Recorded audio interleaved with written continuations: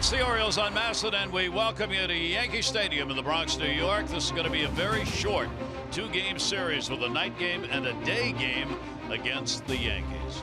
Hi, everybody. I'm Gary Thorne, and welcome. Well, obviously, a tumultuous day for Oriole players and fans. The very last minute, a couple of deals that took away two very familiar faces with the Orioles. So we thought we'd take a look back here with the trading deadline having ended at 4. Now, papers may have been filed on other deals that have not yet been announced, but as far as we know, that is not going to be the case with any other Orioles. So here's where we are. Obviously, the Orioles kicked it off with a big deal, and that was Manny Machado going to the Dodgers. In return, they got some good young players. Now, Valera is going to be here tonight. He will be here after the game starts and be available for the ball club. Then of the Braves, Brad Brach, of course, going. The Orioles trying to mount some money up in the international slot situation. Then today, the big news that Kevin Gausman, Darren O'Day, both going to go to the Atlanta Braves. Now, Bruce Zimmerman, the left-hander, is a Baltimore native who will come. There's not a lot from the scouts on the other players yet. We will go through that a little later in the ballgame and try and define some of those players. And then, of course, Jonathan Schoop. At the very last minute, Jonathan got the phone call, and there are the pickups with Villar, Ortiz, and Carmona picked up from the Brewers. So, Jim Palmer, obviously it's just a very big day for the Orioles, both for the immediacy of the game tonight and the future. Well, it really is. And, Schoop was red hot. Home runs in 7 of his last 9 games, 9 home runs, 19 RBIs in the month of July after a slow start and a oblique injury. But a lot of people say, well, you know what?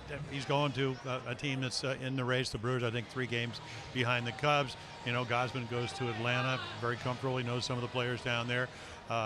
In one of his interviews, he said they thought they could help him. Maybe that's adding that little bit of a slider. So for a lot of guys, whether it's Manny or whether it's Schoop or whether it's Gausman or Britton, we may see him in this series, they have come to teams that have a chance to win. And that's really what the game's about. Almost everybody makes a lot of money. But again, only Villar is one of those guys, and maybe Valera. Villar 2 years ago in 2016, he stole 62 bases. He really had a great year. So hopefully you'll get him, and he'll come back. He's coming off a disabled list. He'll be able to add to this roster as we play the last, 60 games or so. Jim, 2 things stand out to me in the deals that were struck. One is that the Orioles clearly are intent on putting together some of the international slot money, something they've never been concerned about in the past. And the other is that a good deal of cash is no longer on the books for the Orioles in light of the deals. Well, we were trying to add it up, and Joe Angel, who does radio for the Orioles, said it's right around $35 million. So you bring it down, and I think what Dan Duquette said last week is we've done a lot of our resources at the big league level. Now we're going to do it at the minor leagues level. And my only concern, and I'm sure they're not going to really talk about it a lot, is we don't have much of a presence in Latin America. So that's going to have to change. I talked to Ramon Martinez, brother of Pedro. He's with the Orioles from the Dominican.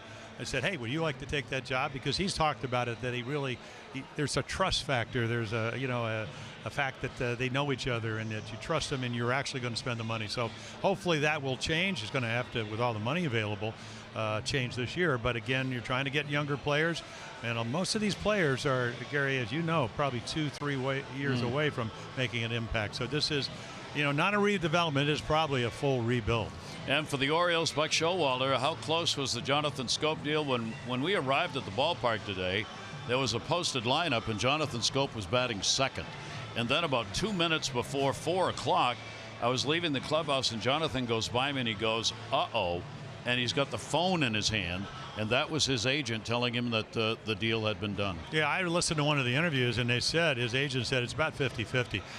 Buck teared up with Schoop being traded. Jonathan had a fabulous year. They had him for another year, so maybe you could have traded him in the winter or maybe with Manny. So maybe they've got the most they could get for him. But it was a last-minute deal, and I think everybody that knows Jonathan Schoop, you could say the same thing about Britton, and Day went in one of the deals along with Gausman. You're going to miss these guys because not only are they great players, they were quality human beings. So they'll be missed, and obviously it'll show on the field. And the one who did not go, that was so much talked about, Adam Jones. And from everything we know, Adam just said, no, I don't want to go. I'll stay here. The Orioles probably aren't going to sign me next year, and I know that, but I still want to finish this season out here. Well, he's been here 11 years, and I was trying to compare. I looked at Torrey Hunter's number, who left at 31, left Minnesota after having a great career. And, he went on, he signed with the Angels, and then ended up playing another 7 or 8 years with the Tigers, and then back in Minnesota. So you know that Adams going to make an impact wherever he plays. All right, we'll take a look at the lineups as game one of this short 2-game set about ready to begin. The Orioles and the Yankees in New York.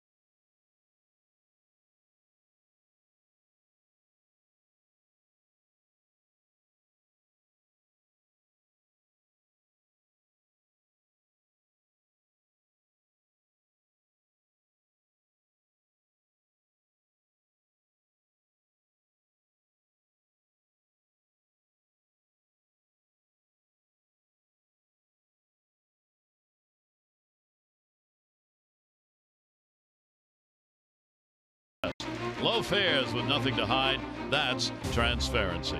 And by Chesapeake Employers Insurance, Maryland's largest writer of workers' compensation insurance. So here at Yankee Stadium, a few high clouds floating around. Take a look at our game time temperature, brought to you by BGE Home. We know more, we do more. It is 78 degrees at the moment, and a pleasant evening. A little breeze blowing from right to left to start the game. And here's the lineup for the Orioles, brought to you by Southwest. Low fares with nothing to hide. That's transparency. It'll be Beckham. Peterson gets the start at second. Jones, Trumbo, Davis, Mancini, Rickert, Nunez, and Austin Wins behind the plate against Tanaka. Adam has had outstanding offensive numbers. And Masahiro Tanaka, well, he's got them all. I mean, he's got the slider and the splitter, four-seam fastball, changeup. Again, we did the splitter because it's when he's thrown it well. Number one, he gets a lot of strikeouts, ground balls, and then he doesn't throw home runs, 18 of them coming into this game. 60 and 30 lifetime, 8 and 2 this year. So again, a lot of good numbers. They score him a lot of runs, over 6 runs a game when he pitches. So that's how you, and he's coming off a complete game shutout against the Tampa Bay Rays on the road. Been a long time between losses for him, Jim. He has not had a loss in the last 12 starts. He's gone 6-0 in the last 12 games with a 3.47 ERA.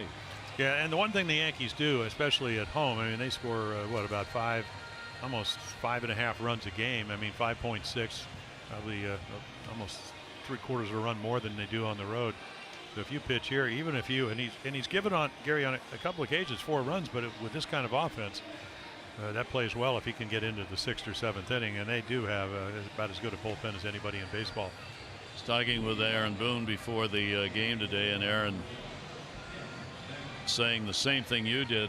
What's the key on Tanaka when you're watching him pitch? And he said that splitter, Aaron's words were, that's the telltale pitch of whether or not he's going to be good on any given night. You know, well, I mean, of course, his dad was one of the great catchers of all time. But what I think is that when he has the good splitter, he has good arm speed. And when he has good arm speed, he can finish his slider and he has more velocity on the fastball. When the splitter is not good, maybe the arm speed, and we'll see coming off a complete game whether that affects him. He did have an off day, so he gets an extra day. But again, when it's working, it's diving. And here is Tim Beckham to lead it off for the Orioles, and we're underway. He goes after the first pitch and fouls it back. Beckham, Peterson, and Jones, with Jonathan Schoop's trade coming late. Buck Showalter, the only change he made in the lineup, he took Schoop out of the 2 spot and he put Peterson in. He left everybody else as he originally had set that for the ball game today. Yeah, the 2 Orioles, or at least former Orioles, Schoop with 3 home runs, Adam Jones with 3. Jonesy up over 360, Schoop at 290. That'll be taken up high. Tanaka doesn't walk many, 23 walks, 92 innings. Real good hit to innings pitched ratio, only 75 hits in 92 innings, and exactly 1 strikeout per inning pitched this year. 1 ball, 1 strikeout on Beckham. Leadoff batter will take the slider down and away. And a 2 ball, 1 strike count. So the Orioles regroup. I mean, obviously in the clubhouse today and on the field during batting practice, just a lot of talk about, well, guys are gone. Who are we? What are we? Who's going to play where? What's this going to look like for the rest of the year? Just human nature that would be what they talk about. Yeah, there's a splitter right there and a fastball count. So, well, there's your leader. You know, this 11th year with the Orioles. He's been red hot. Gone, what, almost 200 at bats without a home run, hit one on Saturday. So he's been, and he's going to be here for the rest of the year, it appears. Yep. Well, even though you can go through waivers and still be traded. And the pitch will be outside. Yeah, I think having a little trouble with the landing zone here. Yeah, a lot of people that don't, you don't have to go through waivers if you're traded before 4 o'clock today, July 31st. Afterwards, the other clubs would have a chance that are down the 1-loss record to claim you or not. So Tanaka goes full. Good job by Beckham here working the Yankee starter early in the ball game.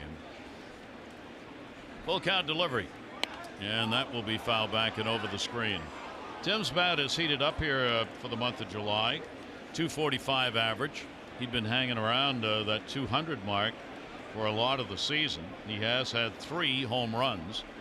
The Orioles are 3rd in homers in the American League for the month of July, as has been true throughout the Buck Showalter era.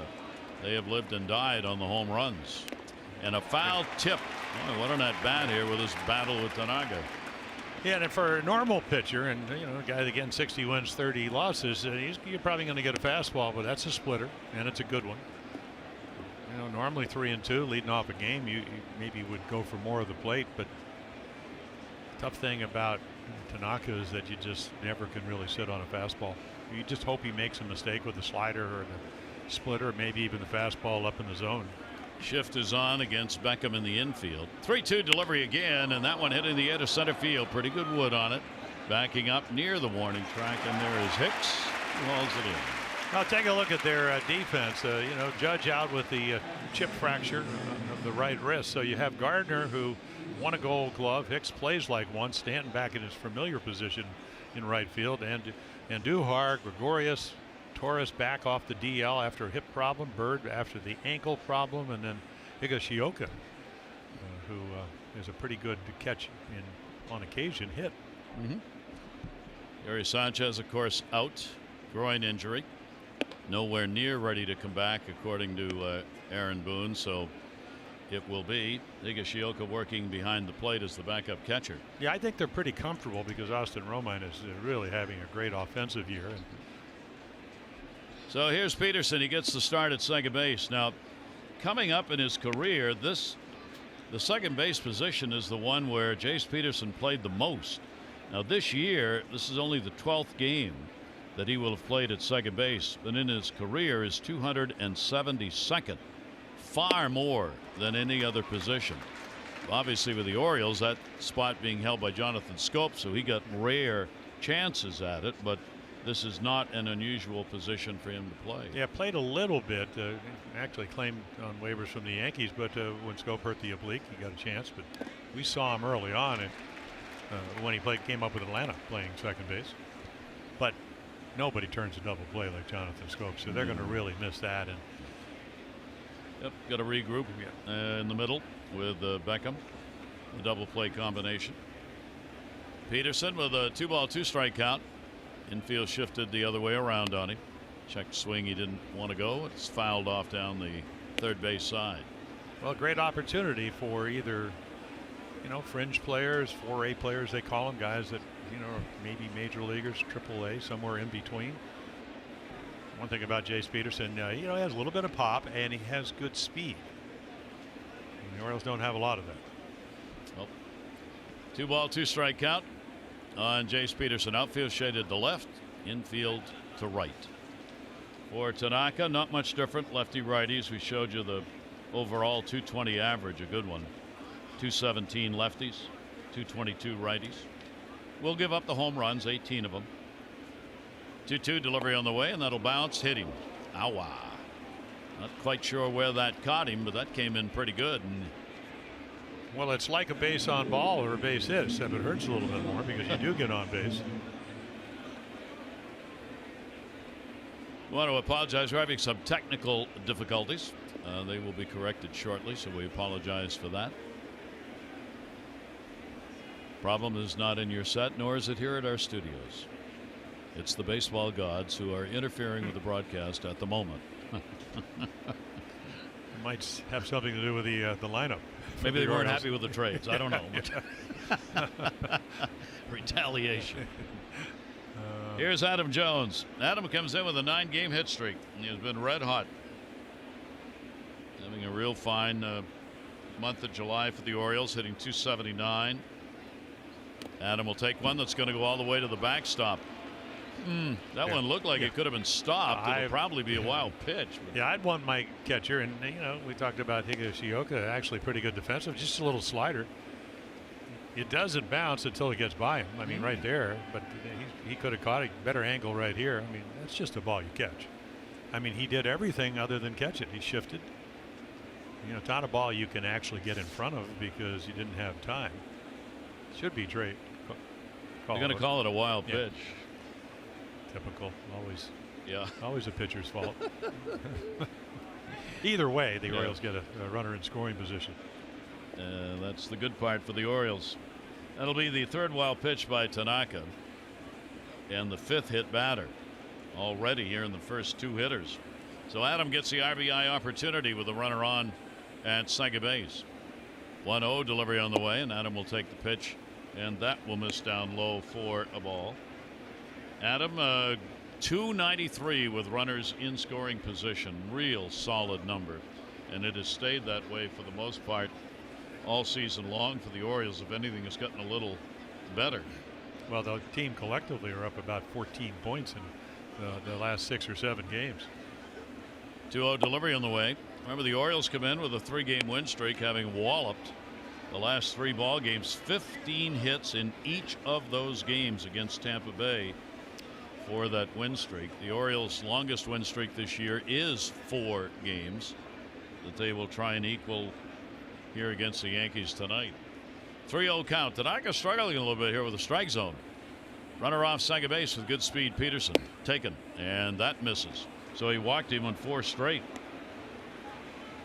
This is what it looks like head to head so far. Our Maryland Live Casino inside the numbers. Yeah, I mean, it really looks one-sided other than the ones and the losses. I mean, look at batting average.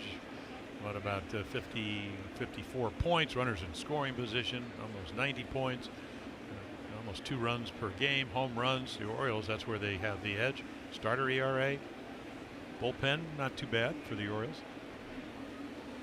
So see if the Orioles can jump on Tanaka here in the first inning. But the big thing is that the Orioles are 10-20 in 1-run games, and the Yankees are 17-11, but the Orioles have won 3 1-run games. So that's how you stay even with the big boys from the Bronx. 1 down. Tanaka's delivery outside, and the Orioles Trumbo came up there willing to take, because right now Tanaka's not close. Well, every pitch he's thrown pretty much is at the ankles. So that's the good news, but not anywhere close to being a strike. 1-0 count. Trumbo has had only a couple of hits in 17 at bats lifetime against the Yankee 29-year-old right-hander.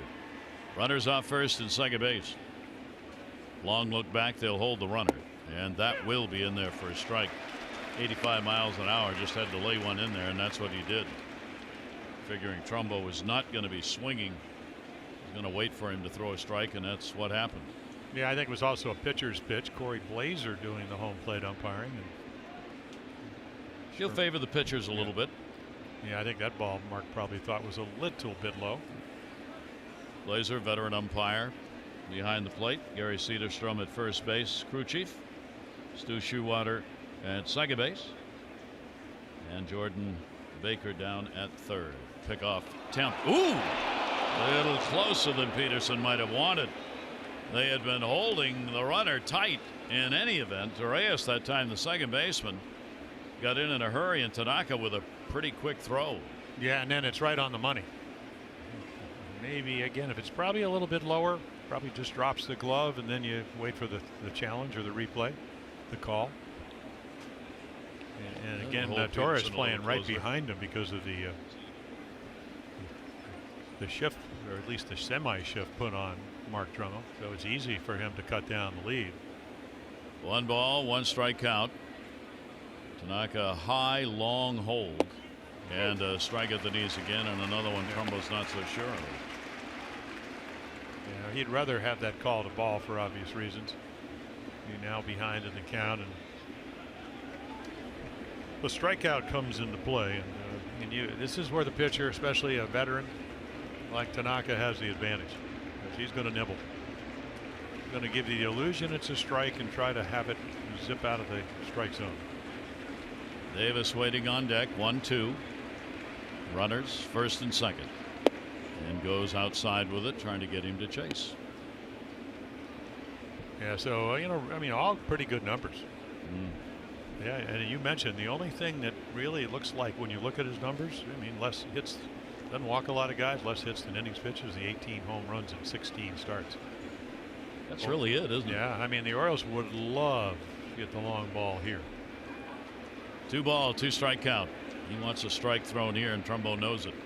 Pitch on the way, and will miss down low. So a good eye, and another 3-2 count early in the ball game, and already up to 23 pitches thrown by Tanaka, and he's recorded only 1 out so far. Tanaka against the Orioles this year has gone 1-1. First outing in April, he took a loss, 3 runs, 6 hits, 6 1/3.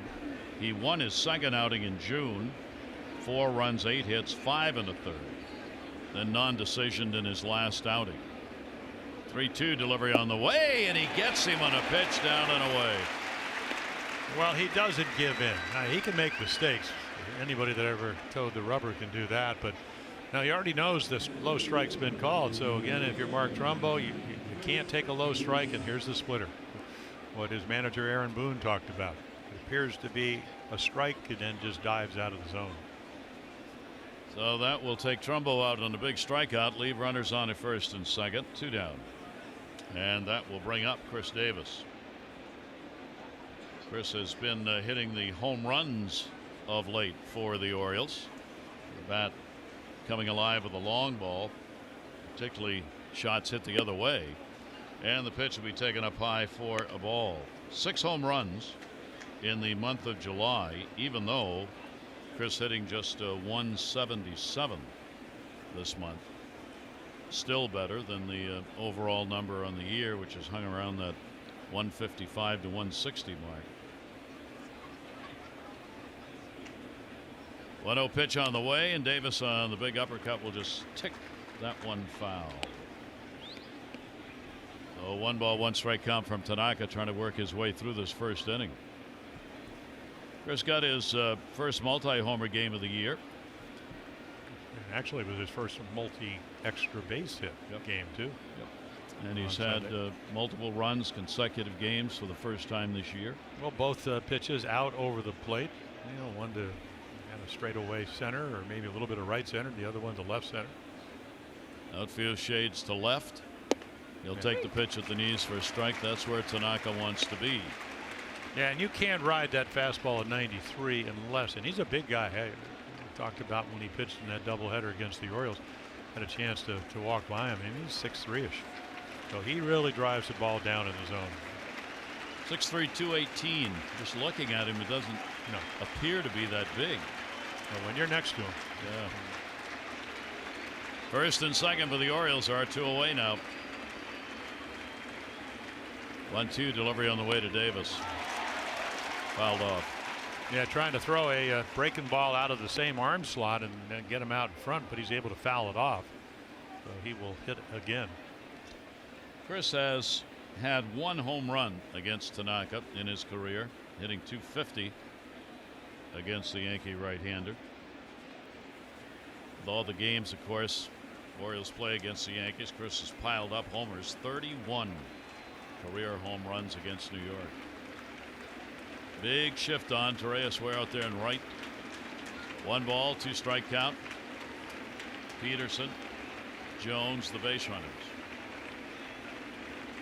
1-2 again, and is fouled off outside of first base.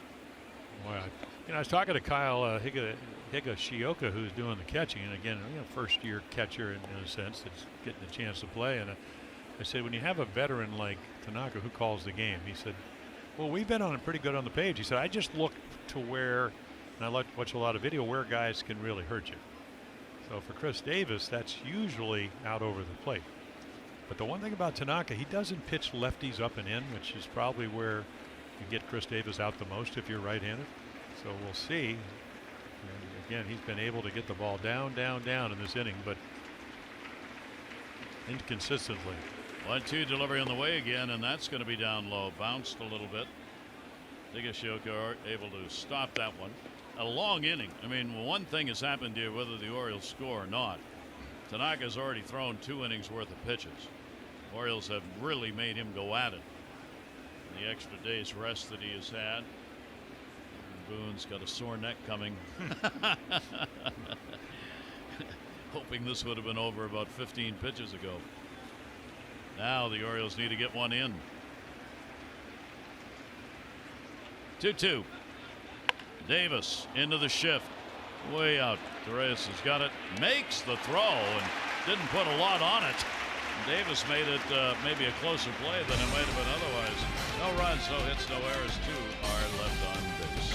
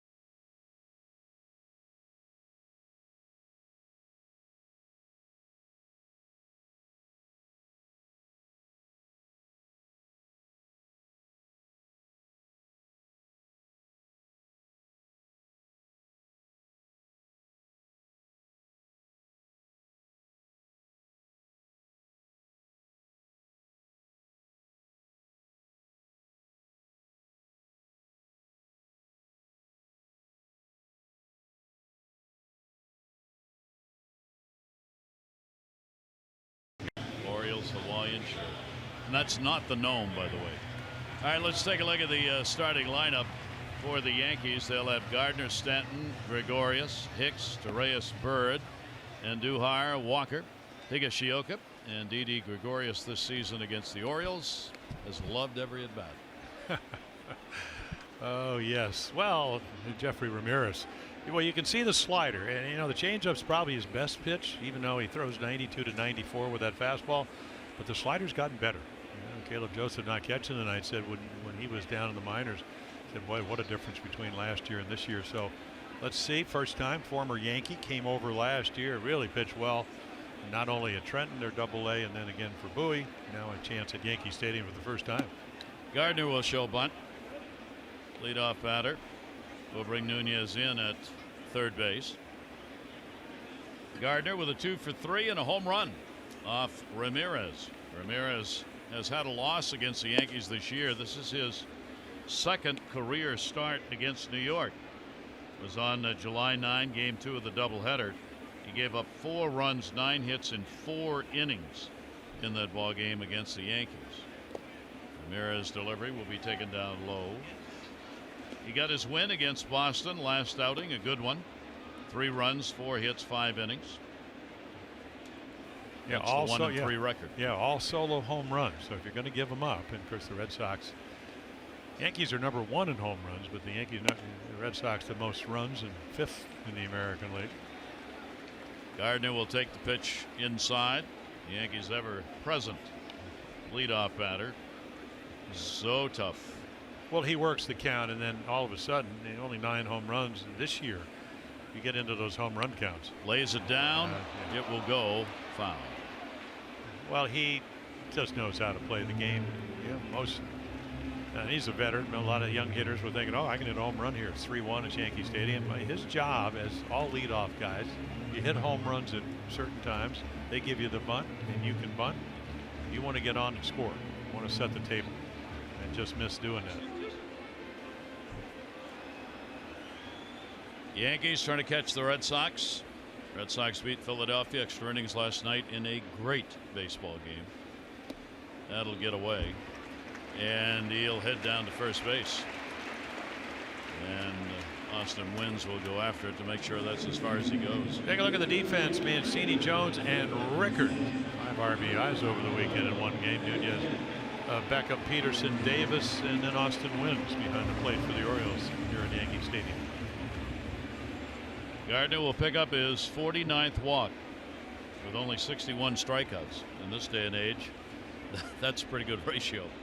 So Gardner on. Here's Stanton, 3-game hit streak coming in, right fielder. He also went 2 for 3 off Ramirez in that start. Stanton is coming alive at the exact time they need it, with Aaron Judge out of there with the injury. Gardner, pretty good lead over there in the throw over. I asked Aaron Boone today. I mean, some of the newspapers saying the Judge won't be back until the 1st of September. Aaron said, I don't think so. He said, I think our prediction on 3 weeks is going to be just about right, and it's already been 6 days. So they think Judge will be back sooner than some of the reports are saying. Pitch will be in the outside corner for a strike. Good movement on that one. In Carlos Stanton, the leadoff man on, the ever dangerous leadoff walk in a ball game. Yeah, you walk. I mean, it's almost like a double if you wanted to steal. I don't think he'll be running here. 9 out of 10 for Gardner. There he goes. Stanton will put it up in the air. Popped it up second base. He's going to have to hustle to get back to first. Peterson's got it. Looks, no play. Yeah, it's almost you're wondering. I can't imagine Aaron Boone has been around the game, even though this is his first year managing. That was a hit and run, because then you force Stanton to swing, maybe at a pitcher's pitch. When you do get it out, they don't get the stolen base. It's nice to have a guy that, even if it wasn't hit and run, that 9 out of 10. So many times, Jim, in this day and age, there are so many players who have a green light. There aren't any signs, and I would suspect Gardner's one of those players. So if he feels like he can go and steal, he does, and the hitter may not know he's going to go. Sometimes you relay a sign to the hitter, but not necessarily. Didi Gregorius, pitch down low. Wynns has done a great job throwing out base stealers for the Orioles. He's 4 out of 6 have been caught stealing, with some really nice throws made in his limited chances. Yeah, he's got a good arm. Caleb Joseph has really picked it up. And a lot of that comes, even though Ramirez is only 24, you got to be aware. You don't want to get Brett Gardner with a running lead. Make him stop. Very short lead here. Gregorius will swing through one, located down and away. Gregorius has had a year against the Orioles, hitting .378 this season. A home run and 4 RBIs against the Orioles. Orioles, of course, have played the Yankees tough. They are 5-5 on the year against New York. Shift on, double play depth. Runner not going down to first. That's close. Nope, foul ball. Chris Davis would like to have made that fair because the batter, Didi Gregorius, never came out of the batter's box. And I think another thing, and that's why he played the shortstop. Because if he takes a step back, which would have been an easier play, Bobby knows the ball is going to go foul. He certainly has a better angle than any of us up here. But he tried to catch it on the shortstop and did. Not a bad idea. Yeah. Ball just wasn't where he wanted it to be. So let's see if he can throw a ball to a strike, which is what you'd like to do now that you're ahead in the count. 1-2 delivery. Runner stays way inside towards the back leg, that time by Ramirez. Well, that's the slider I was talking about. It's really improved. Roger McDowell, Oriole pitching coach, Alan Mills working on his grip. So that opens up the outside of the plate when you can make a guy dance. But in this ballpark, boy, how many times have we seen Gregorius go out and get those balls on the outside corner if they're not right on the corner? 2-2 and Gardner's back. Well, this is one of the young faces for the Orioles. Ramirez, only 24 years old. This is only his 6th career start and his 7th career appearance. He debuted June 13 against the Red Sox, 4 1/3 innings. He's trying to hold Gardner over there, and he's done a pretty good job. Again, limited chances, but base steal is only 1 for 4 when he's on the mound. Yeah, pretty good presence. Composure good. Fastball command. I mean, he's still learning to command his pitches, and you can certainly understand that with the inexperience. 2-2 the count, 1 down. Gardner the lead in the dirt. Good stop again. Take a look at our PNC inside the numbers. Yeah, so you know Dylan Bundy, and this is your first 5 starts. Roger Nelson, remember him? Steve Johnson, and then Gene Brabender. Pitched with Nelson, pitched with Brabender. Was a Rule 5 guy, claimed on waivers, played on that World Championship team. Sinker slider. Black Earth, Whoa, Wisconsin. what a jump. Yep. Holy moly. Didn't matter. Yeah. Well, 3-2, yeah, he's going to go. And so a couple of walks, and this is what the Yankees do so well. Try to get the pitch count up. 9 balls, 6 strikes. So Ramirez, so far his own worst enemy. Has 2 walks that put Yankees on at first and second base for Hicks, who is in that cleanup spot. Aaron Hicks, center field. He's had a red hot bat, switch hitter. Hicks will be facing Jeffrey Ramirez for the first time. Now the Yankees got a chance to get on the board.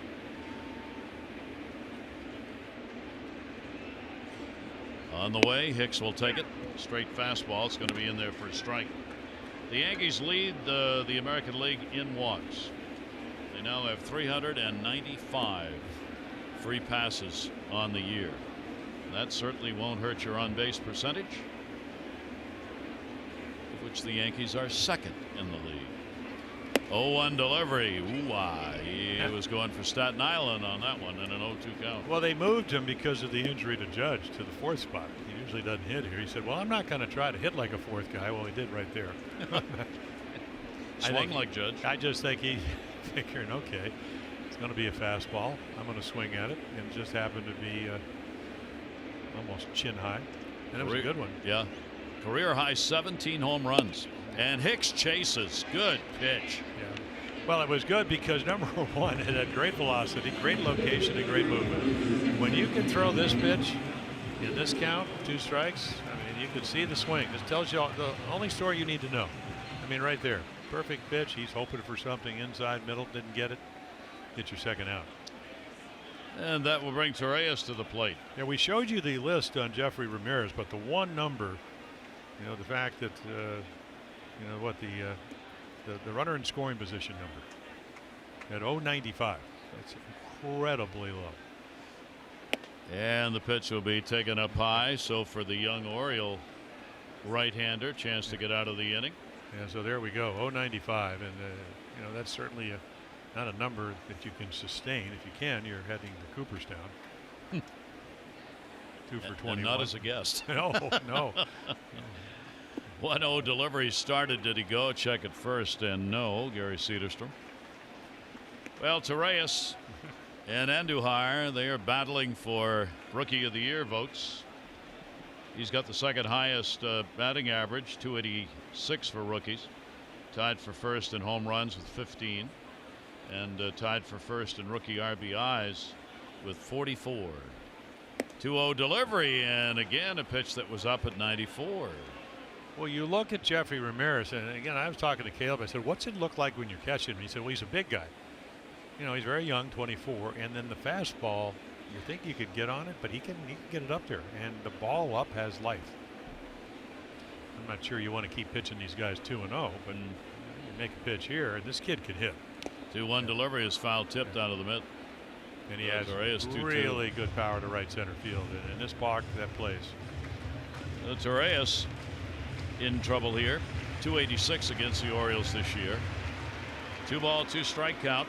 Very long first inning for both pitchers. The Orioles left 2 on, first and second. The Yankees have runners on at first and second with 2 walks. Yankees 248 as a team in these situations. That's 9th in the league. 2-2 delivery on the way, and that's going to be outside. Yeah, you can see again. You come up through the Yankees organization. The Orioles, they trade for him last year, international money going to the Yankees. He's all amped up. See a little extra velocity at 95 right there. So the runners will go off first and second. Full count delivery on the way, and Torreyes goes up the middle and a big hit. Gardner will score. Didi Gregorius will go to third. It's an RBI single on a full count 2-out pitch, and the Yankees have a 1-0 lead. It's not a bad pitch, except Torreyes is I mean, you take a look right here. He's just approached. You know, he took the big swing 2-0, cut his swing down with 2 strikes, came in over 300 with runners in scoring position, and you just saw why. Able to subjugate his ego and just try to make contact, and he gets the first run in for the Yanks. So a big hit. Torreyes gets RBI number 45. That'll bring Bird to the plate. Yankee first baseman. He comes in with a 4-game hit streak. 5 left-handers will be in the lineup. Look at the jump at third base. Didi Gregorius with nobody over there started down the line just to try and shake Ramirez up. And the pitch will be taken inside for a ball. Well, that's why you always, especially when you have a shift on, pitch from the stretch position, because you can just step off like you just did. See how there is nobody there. With a shift on, Nunez is playing shortstop. He's the third baseman.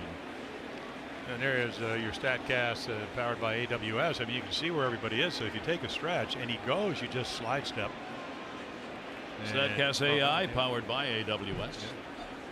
But I think I'd be more worried about Bird at the plate because he's starting to get it together. 1-0 delivery. Runner fakes to go at first and comes back. Took about 3 steps, but had no intention of actually going. So Ramirez now got to concentrate on the hitter. 1 ball, 1 strike count with 2 down, a run in.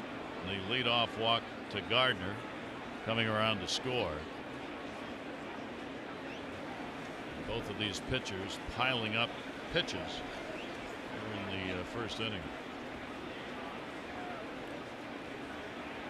1-1 delivery on the way. And there's that one dropped off the table. Well, that's what his change does, and that's why it's so exceptional. Limit the damage. You're going to learn. That's one of the lessons. One of the main principles of being a starter. If you give up a run, try to keep it there. Not always easy in this ballpark against this lineup. Delivery on the way, and again goes upstairs with some heat and gets it. So it could have been worse for Ramirez. The leadoff walk does score. 1 hit, 2 left on, and the Yankees have a 1-0 lead.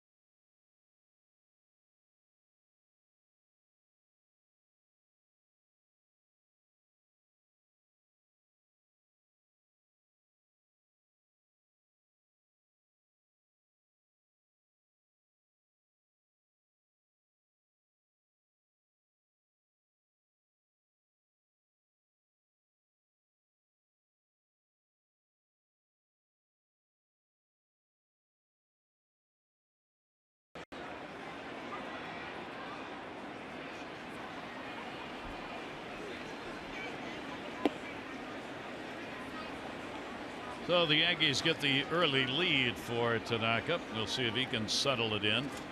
Find the strike zone maybe a little better than he did previously. Trey Mancini, 4-game hit streak coming in. He will take the pitch for a strike and even it up 1-1. Rickert, and then Nunez will be up for the Orioles. 31 pitches to get out of that first inning, but he did do it unscathed. 1 ball, 1 strike count. Outfield shaded to right. And a ground ball towards the hole, cut off. Andujar makes the play. Trey Mancini is retired. Well, our Maryland Lottery contestant of the game, Albert Zywa from Crofton, 500 for being selected, 500 more for every Orioles home run hit tonight. Play home run Richard scratch-offs, win up to 50,000, or enter non-winning tickets for a chance to be the contestant of the game. Visit mdlottery.com/home run. Good luck. If the Orioles can find a couple of long balls here in the ballpark that will give them up, particularly to right center field. Joey Rickert. Rickert on a tear in that last series back home. He's got a 3-game hit streak going coming into the ball game. Joey getting another start in right field with that hot bat. Got 5 RBIs with a couple of doubles and a home run, and plus the fender in the outfield. So if he hits, 6 for 20 against the Yankees this year. Sitting 262 in July, by far best overall month that he has had with the Orioles this season. 2-0 delivery on the way, and Rickert will top it. Foul. The Orioles on this final day of July are trying to win their 10th game this month. The Orioles have not had a month in which they have won 10 ball games. They have won 9 2 previous months. They'd like to get on top here and put one away here to end July. 2 ball, 1 strike delivery on the way, and on the outside corner, Tanaka, you can just see trying to fine-tune things, find out where he's going to get those strikes on the corners and also at the knees. Yeah, he knows that Corey Blazer will call the low strike, and pretty much every pitch he threw in the first inning was down. No hangers. 2-2 delivery, jammed him, second base. Rickert is retired. There are 2 down. Okay, Orioles fan, it's game time. Time to get up and start your day. So get up, get going, and put today in the win column. Joe Angel, and that is going to be the clock available when the Orioles host the Red Sox on August 10. They will be playing the Red Sox the 10th through the 12th, and on Sunday the 12th, all fans 14 and under will get the Orioles retro talking alarm clock, presented by United Concordia Dental and featuring Joe with your wake-up call. A lot of things to talk about in 2018.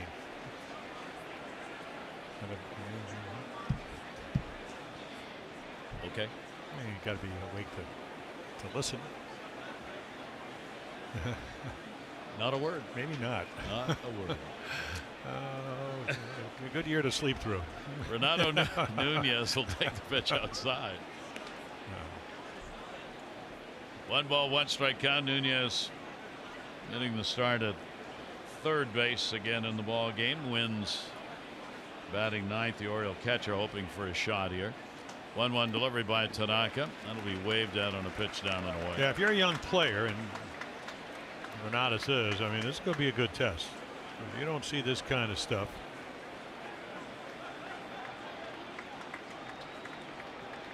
.289 hitter with a little bit of power down at the Norfolk. 1-2 delivery, moved back inside on him, but not able to catch up to it. 2 ball, 2 strike count. Only a 2-game set here. Don't forget it is a day game tomorrow. 12:30 O's extra. 1 o'clock for the ball game. Alex Cobb and Sonny Gray are the scheduled starters here at the stadium tomorrow. Ground ball goes to third again. Andujar's up and records the out. Tanaka retires the side in order. Bottom third will be coming up for the Yankees, who lead at 1-0.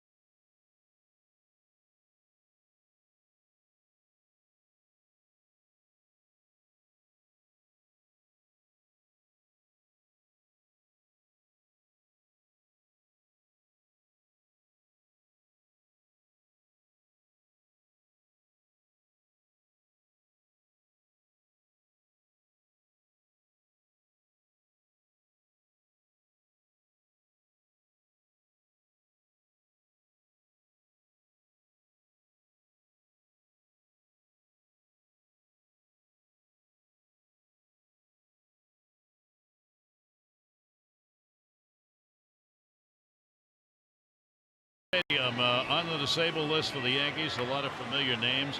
Ellsbury, virtually a forgotten Yankee at this point. For Heller, the elbow. Montgomery, of course, the elbow strain. Fraser's trying to make a comeback. Today they said he's down in Florida, still having trouble with dizzy spells. The right groin. Sanchez is doing very little baseball stuff right now. And Aaron Judge, as we said, they hope he'll be back within the next with a 3-week DL. Yeah, and Sanchez, they didn't rush him back, but he did miss almost, 25 days, came back, played 3 games, had a horrendous game, couldn't run, couldn't field. So, again, you need to get healthy to help the team win. Otherwise, they have alternatives, and they're using them. Makes sense. Been a long year for Sanchez. The Yankees were really counting on. Well, he always is going to hit home runs. I mean, he had 12, even though he hadn't played a lot, 33 last year. Andujar at the plate. Yankee third baseman. We were talking about the outstanding rookies they have. Here's the other one. Yeah, well, 30 doubles and 12 home runs, so not as many as Torres, but certainly the power. That ball put up in the air to right, not deep. Second base, Peterson, the angle. He'll get over there in fair territory and put it away. Yeah, he can speed pretty much in whether it's the outfield, probably more comfortable in the infield. You're so used to with Jonathan Scope being traded to the Brewers. I mean, that's Jonathan's ball, and now all of a sudden, no longer. But what a player the Brewers are getting. And of course, they're in a great run. Yeah. All these Oriole players who have left, having opportunities with the teams who are making a charge. As the Brewers have been up and down all season as far as contending for that division. They find themselves just a game behind Chicago in the National League Central. Pirates are making another run at it. They've got much more ground to make up, those 7-0. Well, they had won 12 in a row, and they traded some really good young outfielder and a good young pitcher and another player for Chris Archer. Yeah. Even though if they watched him pitch against the Orioles, you probably wouldn't trade for him because it gets walloped. And that one's going to come in underneath the arms on Walker. Switch hitter, DHing, getting the playing time because of some of those injuries we showed you. And he's taken full advantage of it. He's got a 6-game hit streak coming in. He even got to play the outfield for the first time the other day. Walker really fills a role now as one of those versatile players. They didn't intend to use him that way when the year started, but that's what's happened. And he's hitting, what, .419 now over the last 14 games. 3-1 delivery to him in the air to left center field. Trey Mancini. He's got it. Let's take a look at our PNC Minor League Insights, brought to you by PNC. There's no better time to act than today. PNC. Make today the day. Well, #1 draft choice. Good reviews. You can see right there. You have to give up an earned run. Fastball from 94 to 98. And then again, steep downhill play. When you're that tall, you want to get over your front side, throw the ball downhill. Got over $4 million to sign. So hopefully he will come through the organization in a hurry. Higashioka goes down to third base. Tough short hop. And a nice play made as Nunez will get him. So a good inning. Both pitchers settle down as they retire the side in order. 1-0 Yankees.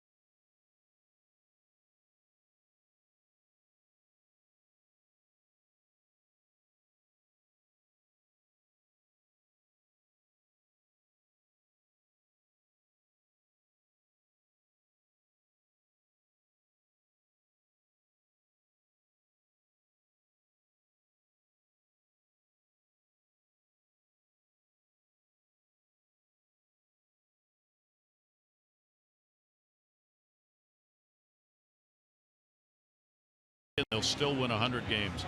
Clearly uncharted, heady times. It's clear the Sox have a hole to mend. Their bullpen is an arm or two short, preferably one that throws darts from the left side from the Providence Journal. Other problem, of course, second base, as Dustin Pedroia probably is not going to be coming back. Red Sox made a couple of deals. They get Evaldi to help fill in as a starter. Jalen Beeks went to the Rays. We saw him. And then Ian Kinsler with the second base position, a veteran there. And they gave up a right-hander, left-hander that the Angels were able to pick up. But a good veteran in Kinsler, kind of a security blanket at second base. Yeah, well, they get somebody that's played before, and he's played in playoffs. And again, I'm sure he liked Anaheim. Not too tough to play out there, but now all of a sudden he goes to a team with the best record in baseball. Not having a great year. I think he's probably about 36, but knows how to play. And in that ballpark, because he can pull the ball, use the wall, he'll do some damage. Yep. Yeah, I don't think they're happy with, not that Brock Holt can't play second. Nunez is not very good defensively, so they upgraded themselves defensively. 1-1 delivery on the way, will be taken outside. Wynn's leading it off. Then Beckham, Peterson.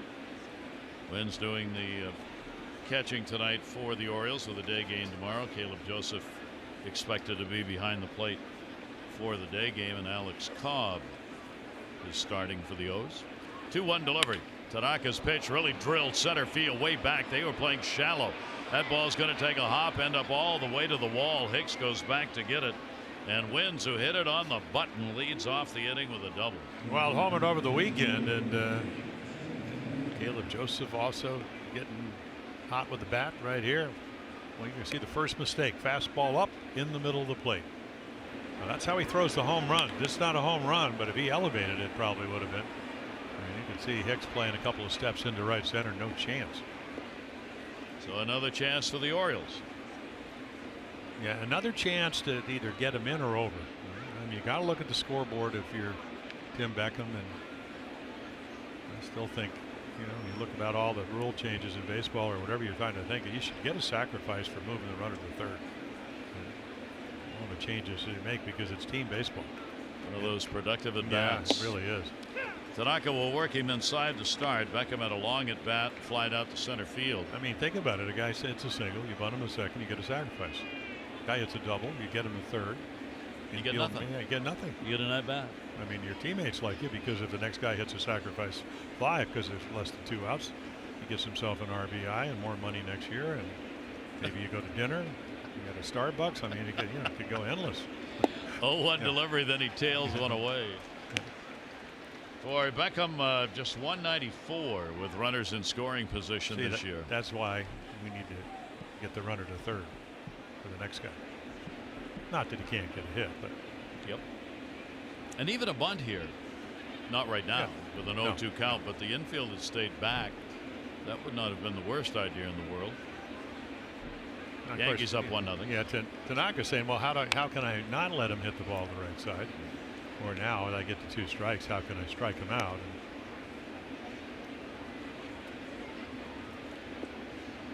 And now you just scuffle when you're down. No balls, 2 strikes. Protect is what Tim Beckham's got to do. Try and put that ball in play and move him. Well, that's what he ought to do. But again, in this day and age, it's about hacking and hitting home runs and driving the ball. And if I strike out, it's okay. Not a big lead at second. 0-2 delivery, and he did chase, tagged out. Yeah, and then Tanaka, your first time, he had about 10 pitches. That's how he got 31 pitches. But right here, second time, we saw sliders and splitters the first time. But this, need a strikeout, don't want the runner to advance, and that's clutch pitching right there. So Tanaka gets 1. Second strikeout.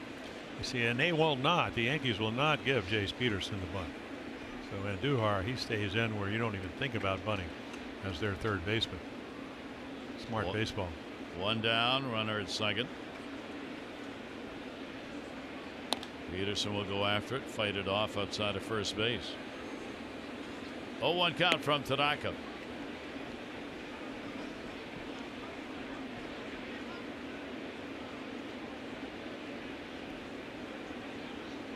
Yankees had their hands full in the last series, 4 games against Kansas City. And Kansas City, of course, has been right there with the Orioles, vying for the worst record in the American League. They really put up a struggle, and the Orioles going to do the same thing here in this short 2-game set. Strike on the outside corner. Tanaka fine-tuning that one, 0-2. Well, they're 30 games over 500 when you talk about the Yanks, but the problem is that with the second best record in baseball, the Red Sox are 42 games over 500. They've been on a tear. Yeah. They've had only one streak where they lost a few games, the Red Sox. Here's the 0-2 delivery on the way, and that will be fouled away. Yeah, I'm sure. Of course, the Yankees, you can take care of your own business. You know, obviously, you don't want to have to play that 1-game playoff, but if you want to get to the postseason. Chris Sale, what, 10-day DL, shoulder inflammation for the Red Sox, so he may miss a start or 2. And then they go up there over the weekend for 4 games. Yeah, that's a big series. 2-for-1 games in the division.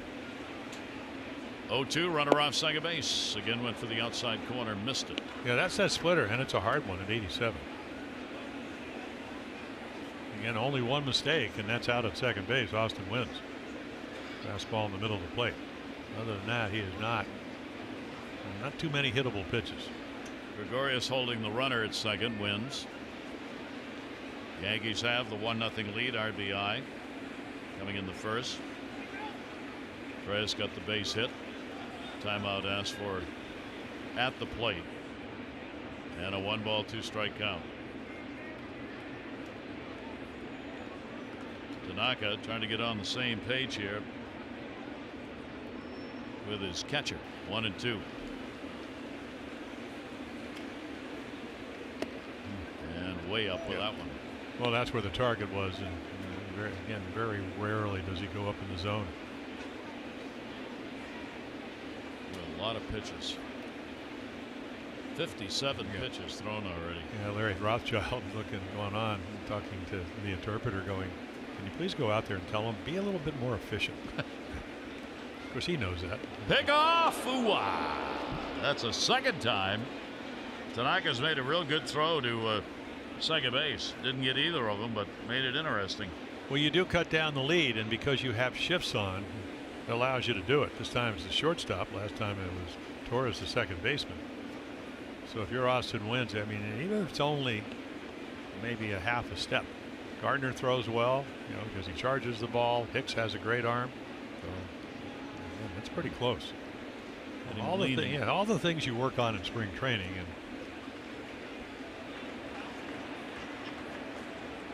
2-2 delivery on the way, and he'll be tagged out on strikeout number 3. Yeah, so slider to get Beckham after leadoff double, splitter to get Chase Peterson.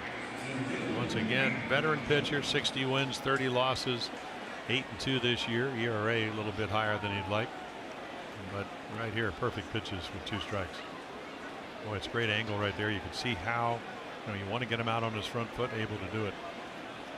So 2 down, and Adam Jones. Adam drew a walk his first time up. Brings that big 367 average in against Tanaka. Yeah, so who do you pitch to? You got Trumbo on deck as 2 for 18 against him. Yeah, see, I think make your pitch. And there's a splitter with ball 1. I mean, it's always a calculated risk, especially with Trumbo, who can, with one swing. And of course, that's what I think. If you're the Orioles, you're hoping that he'll pitch around Adam, and then he'll make a mistake to Trumbo. He may not know, Gary, the exact numbers, but he knows he hits them well. 1-0 delivery on the way. Adam will take it on the inside corner. Infield moved around, not a complete shift on Adam. The outfield shaded a bit to right. Hicks. See where the infield, they give him that big hole between first and second base, where Adam has gone a lot lately with base hits to right. Orioles trying to get the ball game tied up 1-1.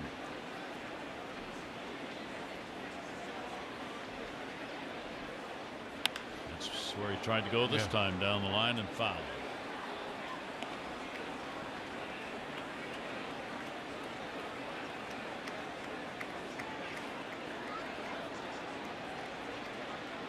Back to second base goes Wins, and Tanaka gets ahead on the count. A ball and 2 strikes. This is where he gets real tough. He strikes out a lot of people on non-strike pitches. And the count allows him to do that. You reverse that count, a little bit harder to get hitters to chase. They're looking for their pitch. Now they got to look for everything. He's had one of the highest percentage of strikeouts on pitches out of the strike zone, 63%. Only Alex Wood has a higher percentage, and not by much. 1 ball, 2 strike count. Good lead at second with 2 down. And will come in and get him. So he ends up striking out the side after a leadoff double. 4 strikeouts in the ball game. The Yankees have a 1-0 lead.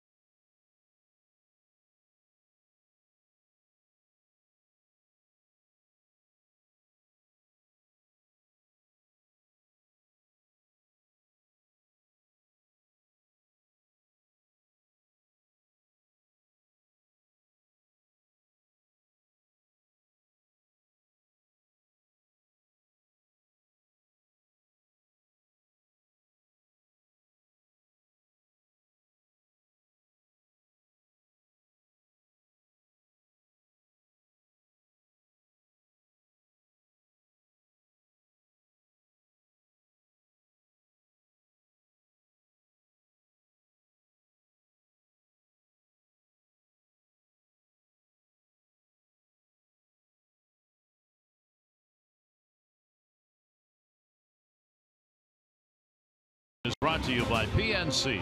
Make today the day. By Staples, the back-to-school specialty store. And by the University of Maryland Medical Center. Be a part of something. Yankee Stadium here in New York. Gary Thorne and Jim Palmer with you. Great to have you on board. Sunset time. A lot of Orioles fans here at the ballpark tonight. Short 2-game set. Day game tomorrow. 12:30 O's extra. 1 o'clock for the ball game. Jeffrey Ramirez in his 7th appearance, 6th start at the majors all this year. Turns back to the top of the order, and Gardner will take the pitch for a ball.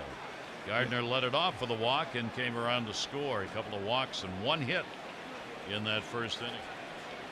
Yeah, clutch hit by Torres. 2-strike pitch up the middle. Speed delivery will be in there for a strike.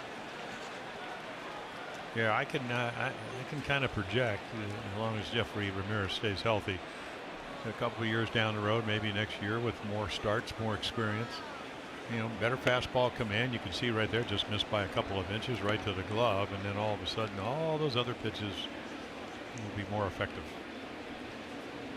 Yeah. To be able to throw that changeup in the breaking ball out of the strike zone, you have to be able to command your fastball. Still working on that. 2-1 delivery, and that's going to miss. Gardner rarely goes after a pitch he doesn't like. And in this ballpark, Gary, I mean, it seems like, again, you know the ball carries. Though he's never pitched here before, he's been around. 3-1. That one's going to carry, but it will carry. So that's, yeah, we saw Gardner the first time around on a 3-1 count and try to bunt. Not this time. This time he's seen enough fastballs, enough changeups that he can maybe try to time it and give the Yankees a 2-0 lead with that 10th home run. So this ought to be a changeup. Gardner up through the wickets on a base hit. So Gardner's on a full count single, and again, leadoff batter leading off an inning is on base. Well, you got to throw him a strike. Game of Thrones returns to Oriole Park on Tuesday, August 14. Choose between 2 special ticket packages. Both options include a Game of Thrones bobblehead. You can learn more about each special ticket package and purchase at Orioles.com/Game of Thrones.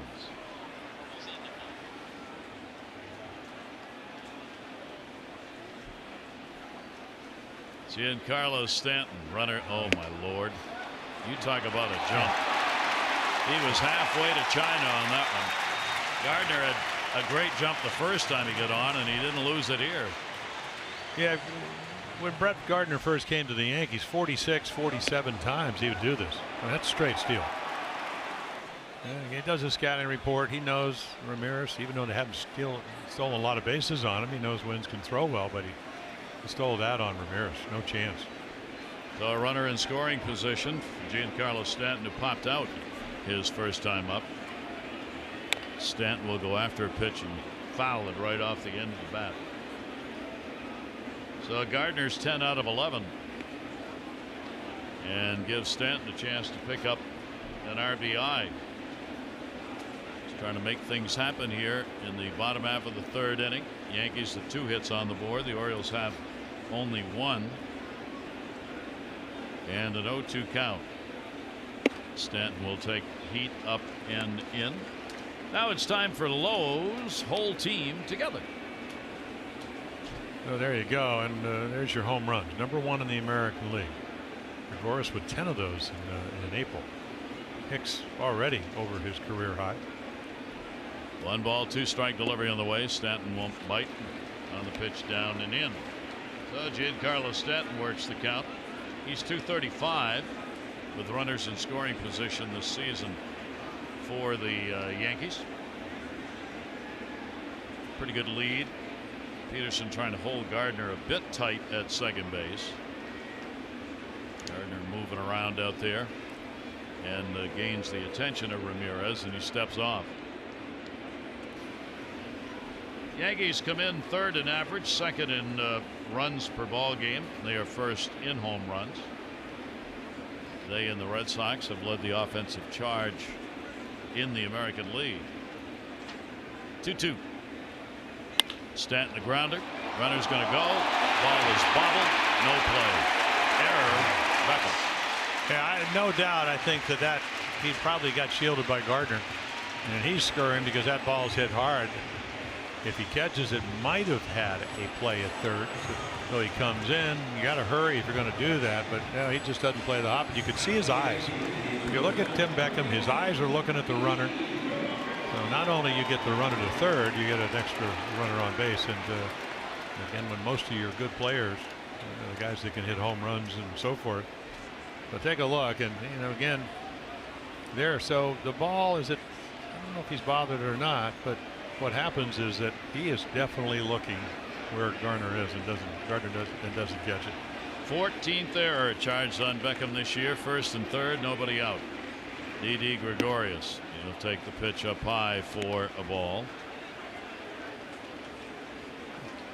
Yeah, so I guess, but right there now, plenty of time to play your hop because the ball's hit hard enough.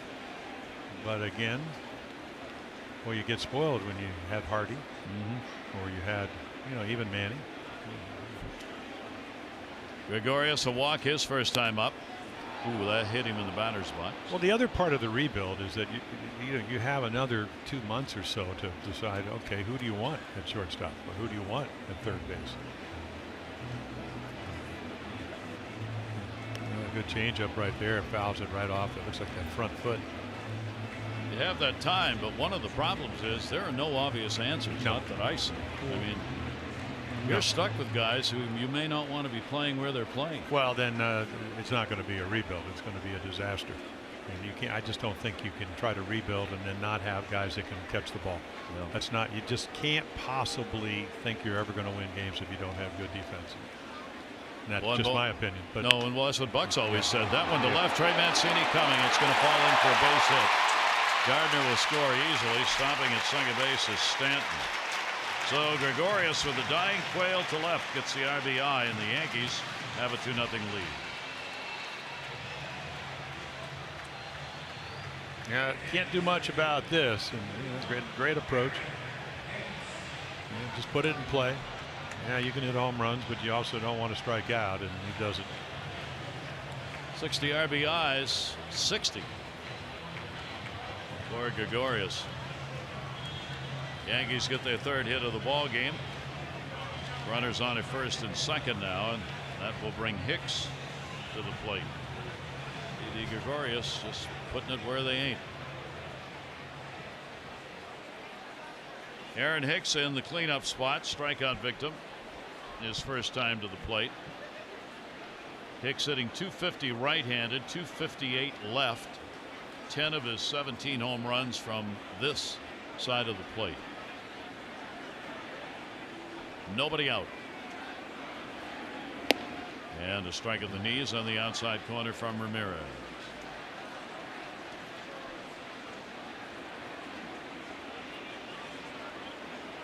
Well, the Yankees trying to open it up here in the third inning.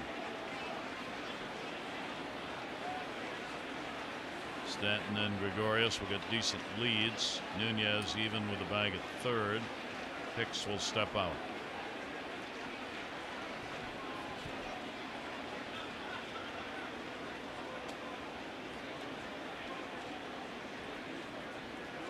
Aaron Hicks 0-1.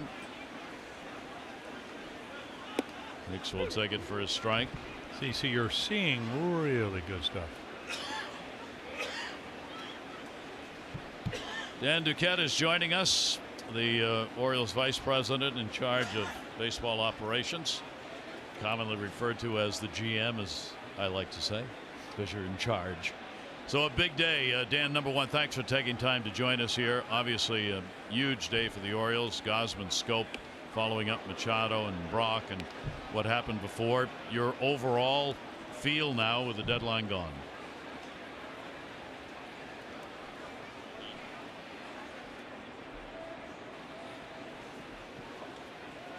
One ball, two strike count. I'll ask the questions. Jim will give the answers. No, you don't want to hear my answers. We'll get Dan on the phone. I'm going to defer to Dan. Runners off first and second base, and Ramirez steps off again to get the runner back to second. Stanton.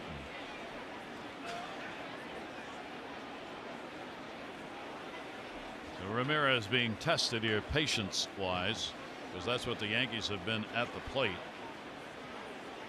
and not helped out by his defense behind him. And then unlucky on the Gregorius hit. Yep. 1-2 delivery on the way, and that's way outside. Wins moves out with the body to stop it. Yeah, that was a little bit of a slider, I think. It just looked like he couldn't quite find the proper release grip. And almost backed up and went straight down.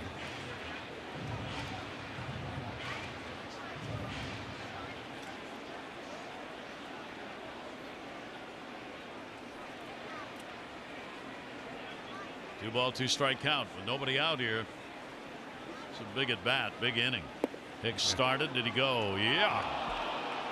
Well, Baker down at third gets him. Yeah, that changeup, bottom drops out. Fans don't like it. Hicks doesn't like it. Take a look. This is what third base umpire's looking at. That bat way out in front of home plate. Now, he's hoping that he doesn't call, but it's not about breaking the wrist. It's how far the bat head traveled. Did you swing or didn't you? So the runners remain at first and second base. Torres coming up.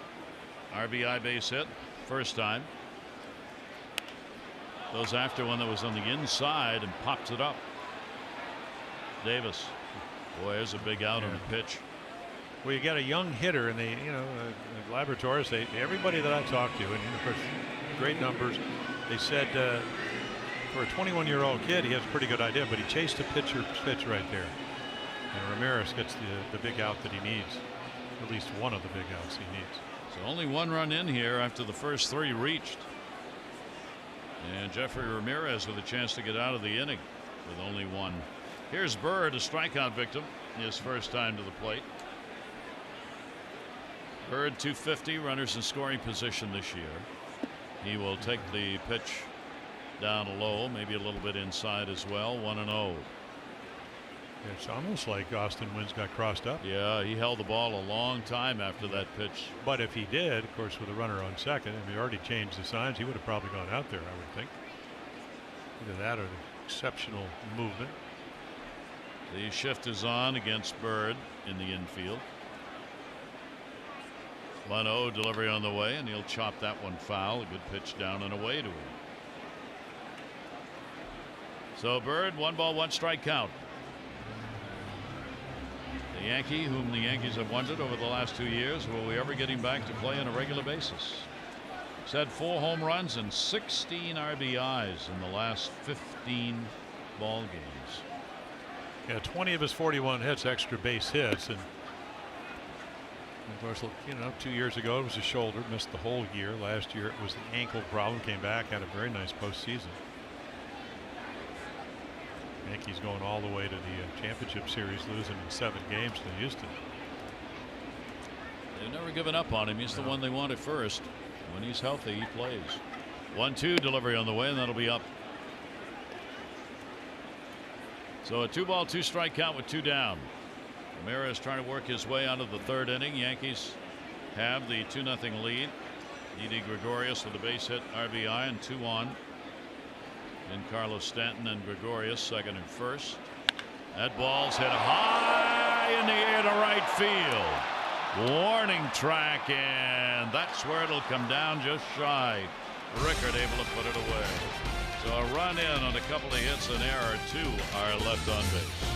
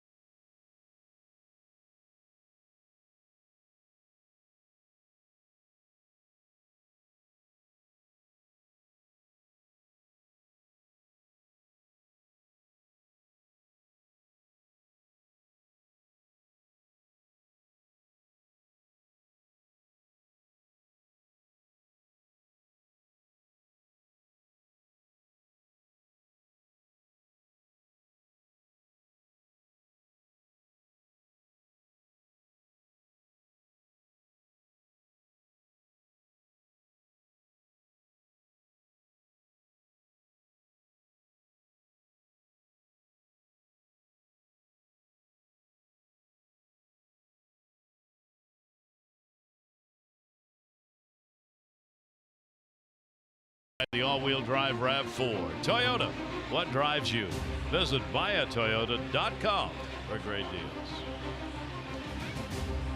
Really pretty night here. Really cooled off yesterday. Beautiful summer day today. And a nice night. Big crowd here at Yankee Stadium for this first of a short 2-game stand. 2-0 lead. 2-3-0 for the Yankees. 0-1-1 for the Orioles. That run, by the way, was earned run in the 3rd inning. Bunted, foul.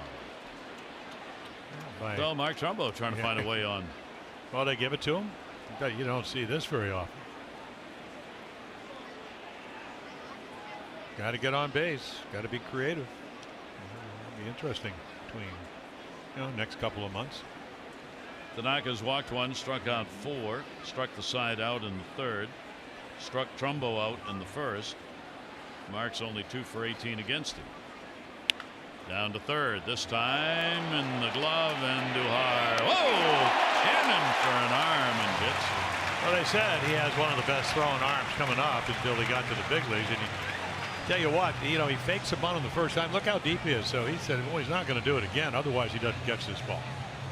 So the intent of bringing him in didn't work. And then check out that throw. Yeah, but Tanaka likes it. Double is now an out.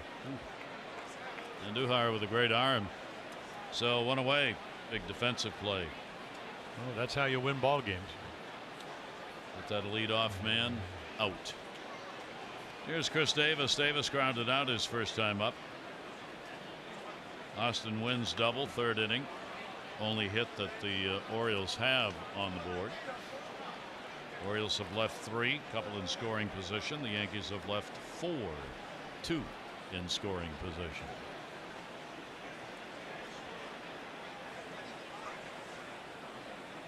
Oh, 1 count.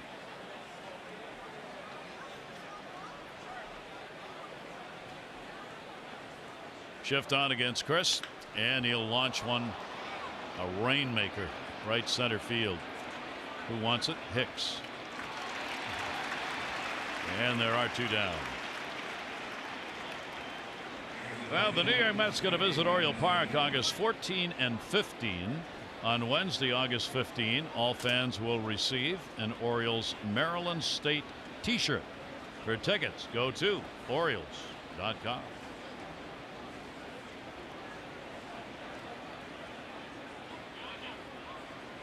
And a breaking ball will be outside. Trey Mancini grounded out his first time up.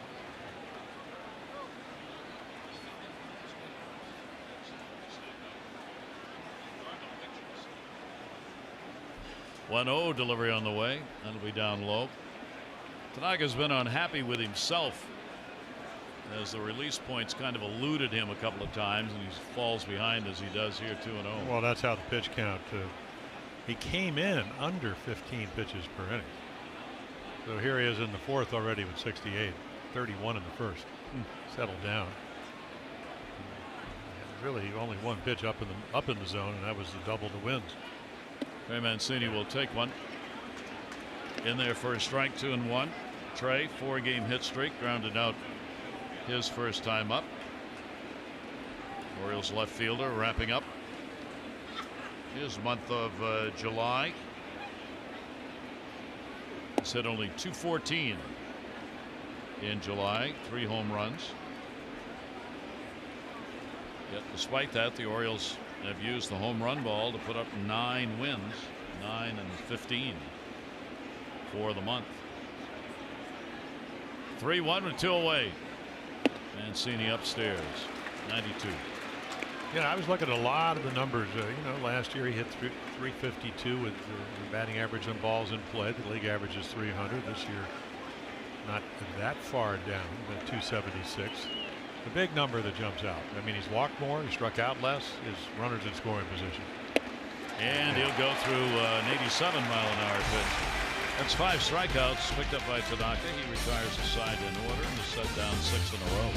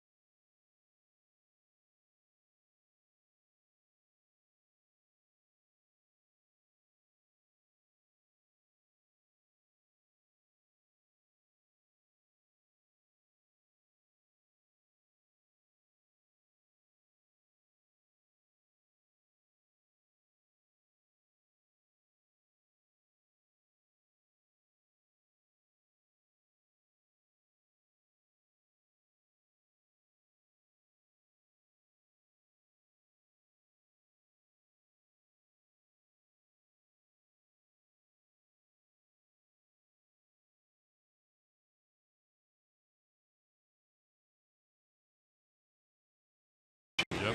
Yeah, and again, this is why this is the team coming in only won 32 games. It's hard, even if you pitch well, if you don't get a lot of runs for it. And you can see Ramirez Haven't got any tonight. Cobb at under 3. Cashner right around 3. Bundy, they must like him. He's getting 5.46. And then, but lately, and of course this will be a test. That was against Tampa Bay. 37 runs in the last 3 games. And oh, that one's rocketed foul. But all of a sudden you get the best bullpen, 6 best starters in baseball, or at least in the American League, are the Yankees in the best bullpen. This will test your offense. That's why when you do get a chance, you're going to have to take advantage of it. And you won't get as many. Miguel Andujar popped out. His first time up. 23-year-old out of the Dominican Republic, one of the rookie stars. Major League debut last year, but only 5 games, 7 at bats. Been in the Yankee organization since 2012. Started in the Gulf Coast League, worked his way up, and goes after a great pitch by Ramirez down and in 1-2. Yeah, whenever and again, this is going to come with innings and experience and good health. When he can throw that change up when he's ahead,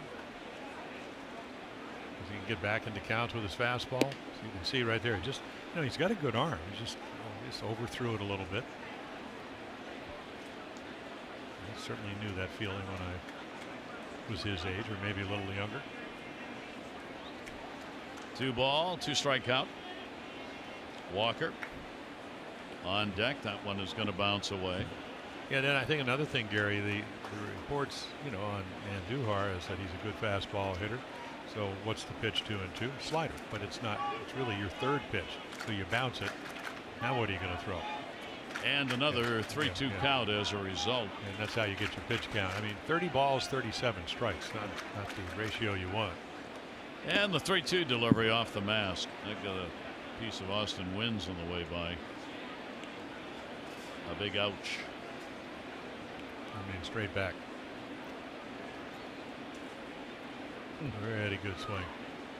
When they're fouling them straight back like that, you want to go to a different zone. Yes. Because they're on it. So a full count delivery coming again. Andujar 3-2, and he got him at 89. Yeah, it's almost like Tanaka's splitter. That's how Masahiro. So look at your Mercedes pitch cast. I mean, 89 mile per hour changeup. Just something other than the fastball. Pretty good movement on that pitch. That'll bring Neil Walker to the plate. Walker flat out to left field his first time up. He's had multiple hits 3 of the last 4 ball games that he has played in. He'd gone 65 games prior to that without consecutive multi-hit games, and then right when they needed him most, as the injuries came, Neil Walker's delivered. That's going to go into the shift. Easy play for Peterson. Yeah. 2 down. Join fellow students, alumni, and supporters for University Nights at Oriole Park. Fans purchasing a University Night ticket package will receive the unique Orioles cap featuring the participating school's colors and logo. Caps are limited, so be sure to reserve yours now. Orioles.com/university. 2 down, nobody on. 4th inning. 2-0 Yankee lead. Higashioka ground ball out his first time up. 0-1, 2 down, 2-3-0 the Yankees. 0-1-1 for the Orioles. A Wynns double, the only hit. That's going to be a base hit into left field. Sounded like he broke the bat on that one, but he's on. Yeah, it was either that or he flushed it. I don't know. Again, talking to him down there, I said, what's it like to go 0 for 22 and then hit 3 consecutive home runs in your next 3 bats? And we saw some bat speed. I mean, it's just a change up, stays with it. And then they're getting a chance to play because of the injury to Gary Sanchez. And that will bring Gardner to the plate as usual. A bee in the hat of the Orioles. Walked and scored in the first inning, singled, stole a base, and scored in the 3rd. So Gardner now with 2 down, runner at first, Nunez in at 3rd, and Gardner will take the pitch for a ball. Yeah, veteran player that sets the tone. He's a scrap-in guy. I mean, he's not one of these guys. He's not as big as Judge or Stanton. Certainly athletic. 74 runs scored for him. Judge is the leader ahead of him by 10 on the team. And the pitch will be taken down low, and again he works the count. Well, you face guys like this if you know, even if you're a veteran. Of course, Ramirez is only his sixth start, and they just grind out at bats. They make you throw it over. They don't swing at your pitch. They usually swing at theirs, especially in these counts when you get behind them, and they become home run hitters. 2-0 delivery to him. That'll be popped up in the air towards center. Adam Jones will drift in underneath it, put it away. No runs on one hit, no errors, and one left on base. Ramirez doing a good job with the Yankees up.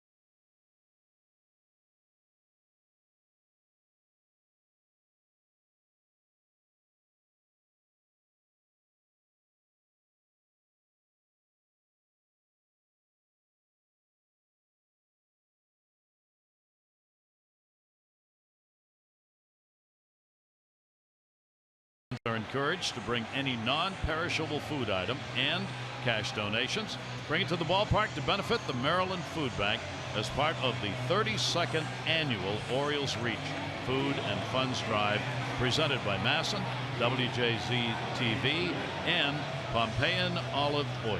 For tickets, go to Orioles.com. Always a great weekend, and fans have always responded most generously, and hope you will again this year. 2-0 lead, Yankees, as the pitchers have settled in. Dominating play right now. Orioles bat, top of the fifth inning. And the fastball from Tanaka at 91. He's been 91, 92 with the fastball. Except when he needed.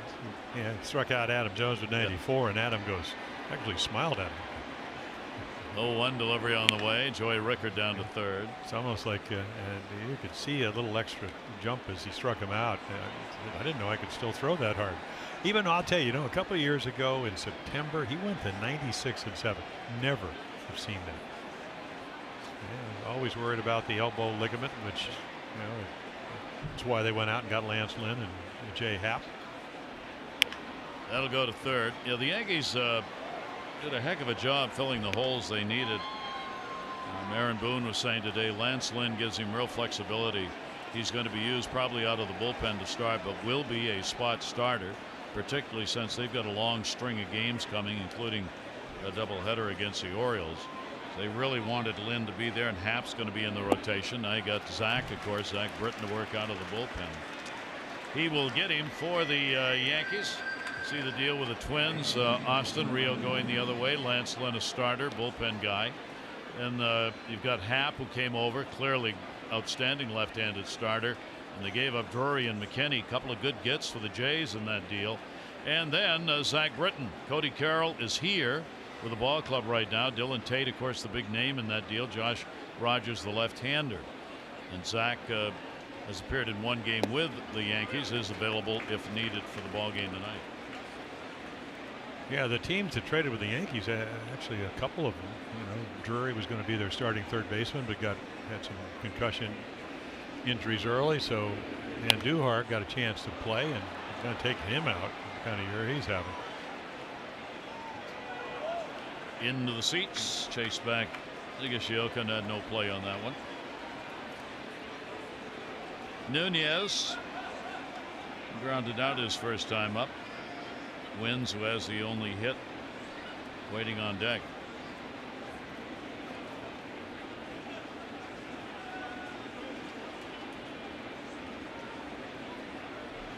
Oh, 2 count.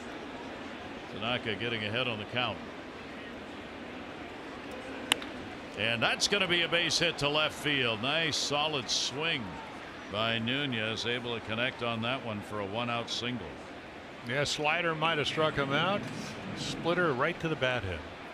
I mean, take a look right here. He stays back, lets it travel, and then it just kind of is down and in. So all he has to do is drop the bat head. So I'll do that over the first couple of at bats with the Orioles. So here's Austin Wynns, Oriole catcher, batting ninth, led off the third inning with a double, and then Tanaka struck out Beckham, Peterson, and Jones to get out of the inning, leaving Wynns on at second base. Yeah, the only fastball in the middle of the plate was the one to Austin Wynns, and he didn't miss it. Orioles get their second hit of the ball game. Austin came up from Norfolk July 14. He was hitting .230, 4 home runs, 16 RBIs, and 41 games with the Tides. Short lead at first. Tanaka's pitch will be in the inside corner for a strike. That's the other one of the many positions the Orioles taking a look at, and that's who's going to catch next year. What's that going to look like? You've got Caleb Joycelif, veteran, who's had a great month of July.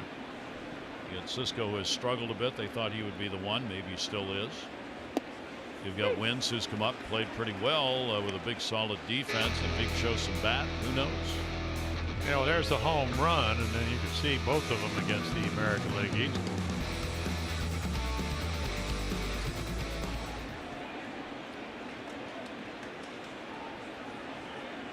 Nunez off first, but not by much. 2-strike delivery on the way. Tanaka buries one. Good stop. Higashioka holds it and holds the runner at first base. Well, Masahiro Tanaka's working on what? His 14th scoreless inning. 9 of them in his last start. And 4 here with 1 out here in the 5th. Start before, again, as you mentioned, he all the way back to April, where he gave up more than 4 runs. That's a long time. Yeah. Even with some DL. 1-2 delivery on the way, and he'll miss outside with that.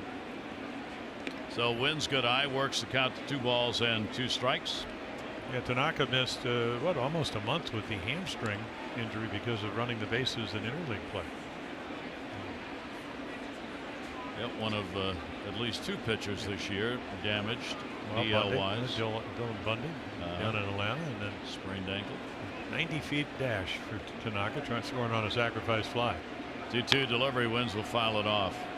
Tanaka coming back inside on Austin. Austin played Double-A ball last year, so very little Triple-A except for this season. At Bowie last year, he put up good numbers. He hit .281, 10 homers, 46 RBIs out of Poway, California. Young it kind of got him on the radar. Yeah, yep. Because for the first year, kind of drove the ball a little bit. Not just a catch and throw guy. 2-2 delivery on the way, and a little roll at a short. Gregorius 1, relay 2. No runs on 1 hit, no error, and nobody left on base. Yankees have the 2-0 lead.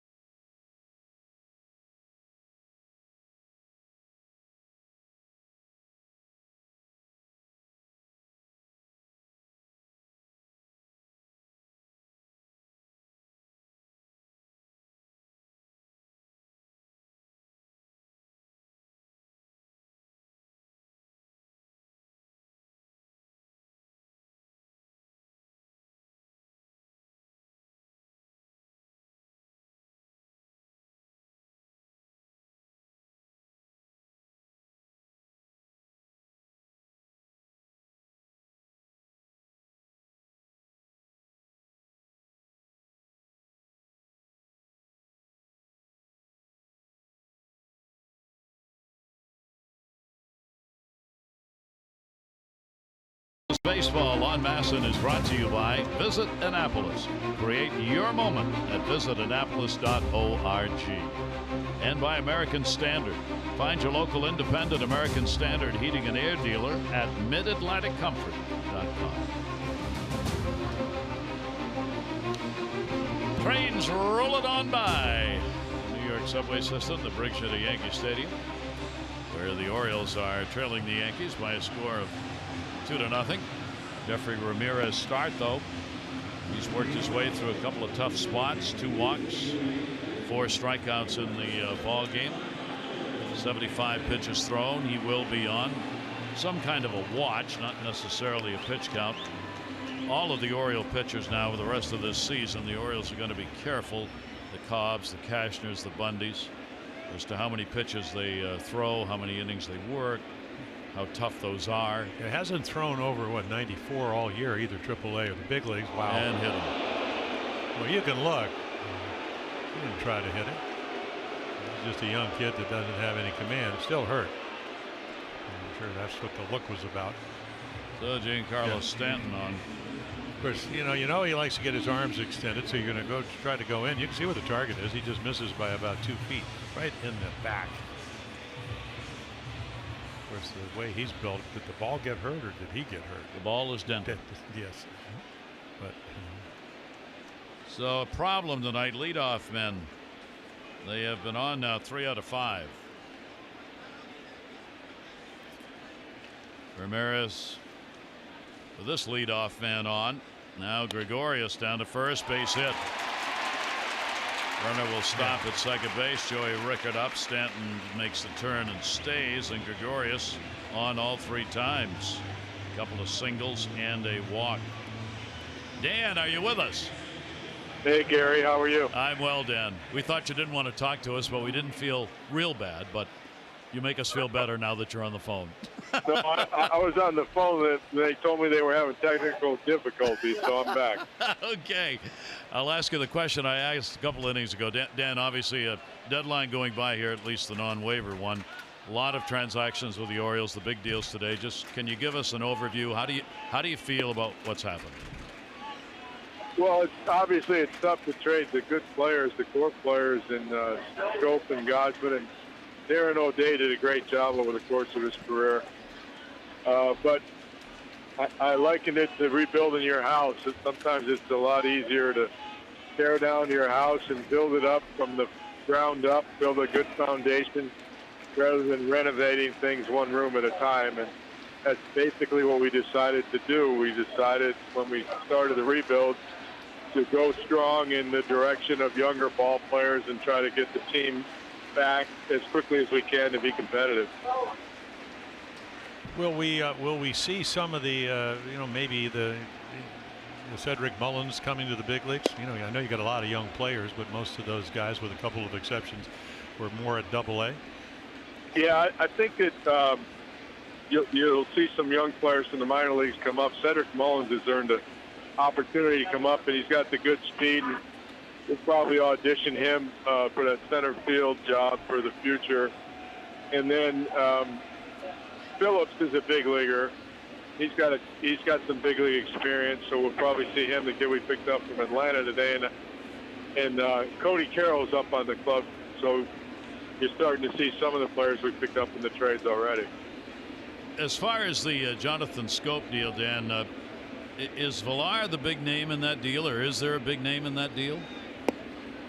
Well, Villar's a proven major league infielder. 2016, he had a great year. He stole 62 bases, and he contributed offensively. I think second base is his best position. He's only 27 years old. Ortiz is their number 6 prospect. He pitched in the Futures game. Right. And then Carmona is a switch-hitting middle infielder. He's got a plus arm and power from both sides of the plate. He's only a young kid, 18 years old.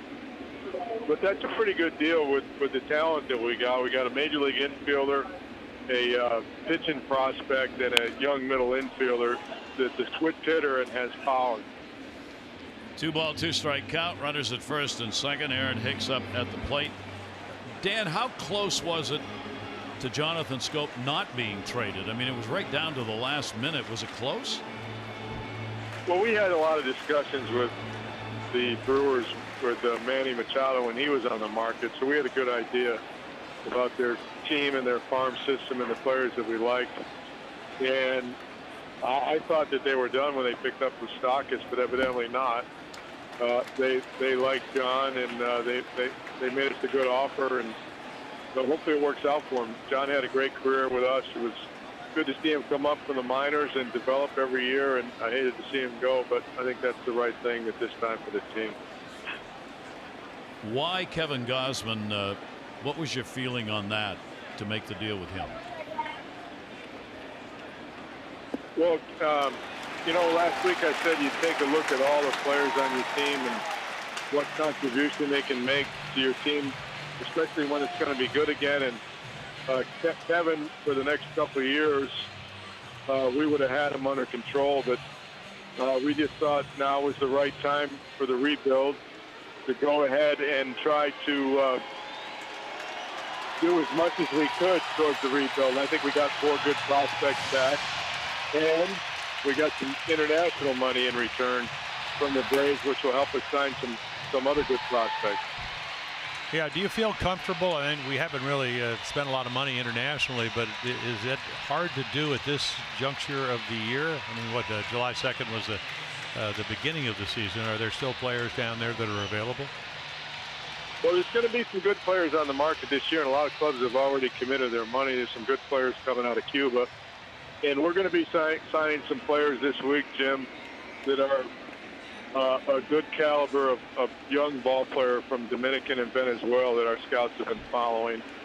And that we were in competition with some of the other teams. So one of the things that I love most about this job is signing players on the international market. And we're going to get another opportunity to do it here with the Brewers, with the Orioles, with the money that we got from the Atlanta club. Fine out right there. Torres is retired in the pop-up. Peterson, as a result, bases remain loaded, not deep enough for anybody to move up. We were talking about how important was the money saved to the organization, Dan. I mean, how big a factor was that in the deals that you made?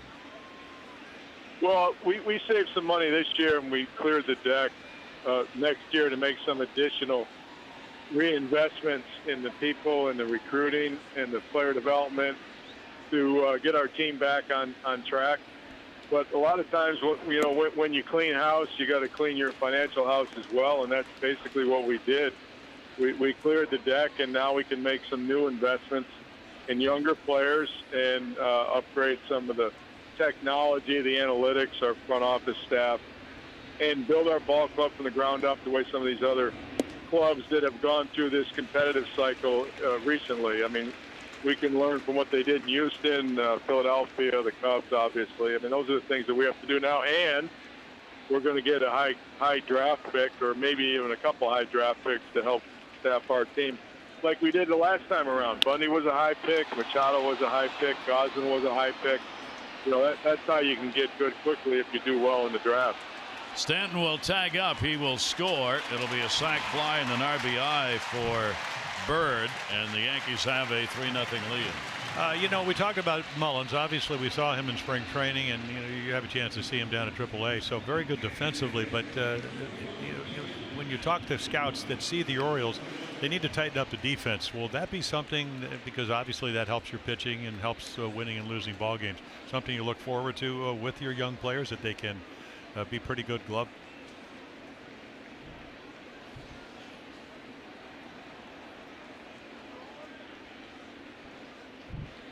Dan, could you hear us? Yeah, Jimmy, that's a good point. We need to upgrade the outfield defense, and Mullins will do that immediately. He covers all the ground in the outfield. We got a couple other speedy young outfielders in DJ Stewart. We're probably going to take a look at him later on this season. The kid Diaz we picked up from the Dodgers, he's got a good arm, and he's got the speed to cover the outfield too. So I think you hit the nail on the head. We need to upgrade our defense all around the diamond. And, of course, that makes your pitching better if we can keep the ball in the ballpark. But, we need to, rebuild the ball club in all areas, pitching, defense, and, of course, our lineup, starting with getting on base. Dan, we really appreciate it. No, it's been an extremely busy time for you, and especially here in the closing moments of the afternoon. Thank you for coming on with us for the information, and wish you well as the process rolls on. Thank you. All right. Thanks a lot, guys. Take care. Dan Duquette, Vice President, Charge of Baseball Operations, GM for the Orioles, involved in the deals that have taken place here leading up to and including today.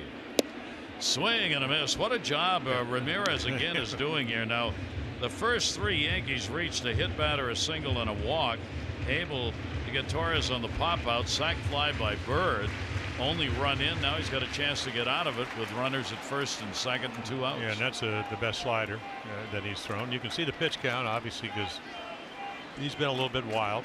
And the Yankees, and only the Red Sox better as far as getting on base percentage. So they make him work. They make every pitcher work. And Duhar has struck out and popped out.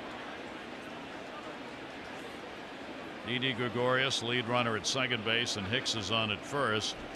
Well, you'd love to get this 15th out here and do it, right, and keep the game at 3-0 if you can. 2-1 delivery. He won't. Maybe one pitch too many. Way back and goodbye. Home run. A 3 RBI homer for Andujar, the rookie, and that breaks it open 6-0. Yeah, 13th home run. Boy, you can throw another 3 RBIs. 46 on the year. 30 doubles and now 13 home runs, and that's all about the count. 3-1. He can look fastball, and when he gets it, that ball was clobbered. That was up in the second part of the left field bleachers there at Yankee Stadium. I mean, right down the middle, and he knows it. Check this out. Just a matter of how far it's going. And Duhar has had 2 home runs against the Orioles this year and 9 RBIs against the Orioles in 11 games. So there's the big swing of the game for the moment anyway, as the young third baseman puts one out of the ballpark. So the hit batter, the single, and the walk all score, and Andujar does himself on the homer. 0-1 delivery taken outside. Walker at the plate. 1 ball, 1 strike, 2 down. Shift on against Neil Walker, who is 0 for 2. Miguel Castro going to try and let Ramirez finish this inning with 2 away, and a swing foul tip. Yeah, that's not about being tired. I mean, we're still at 94. It's just they get to see, an abundance of pitches. They get to track them. Have to change that, and I really like this kid. I think it's one of the great acquisitions they made last year for international money. Traded it, didn't use it. Had a chance. Your scouts see him. He was 10-0. They're won 10 games at Double-A Trenton for the Yankees, and you see him and you figure he's better than what you have. Shrewd move, but he's going to have to learn that this level could be painful. 2-2, not hit hard. Shift was on, and Beckham will make the play. So a big 4-run 5th inning, highlighted by Andujar's 13th home run, and it's 6-0 Yankees.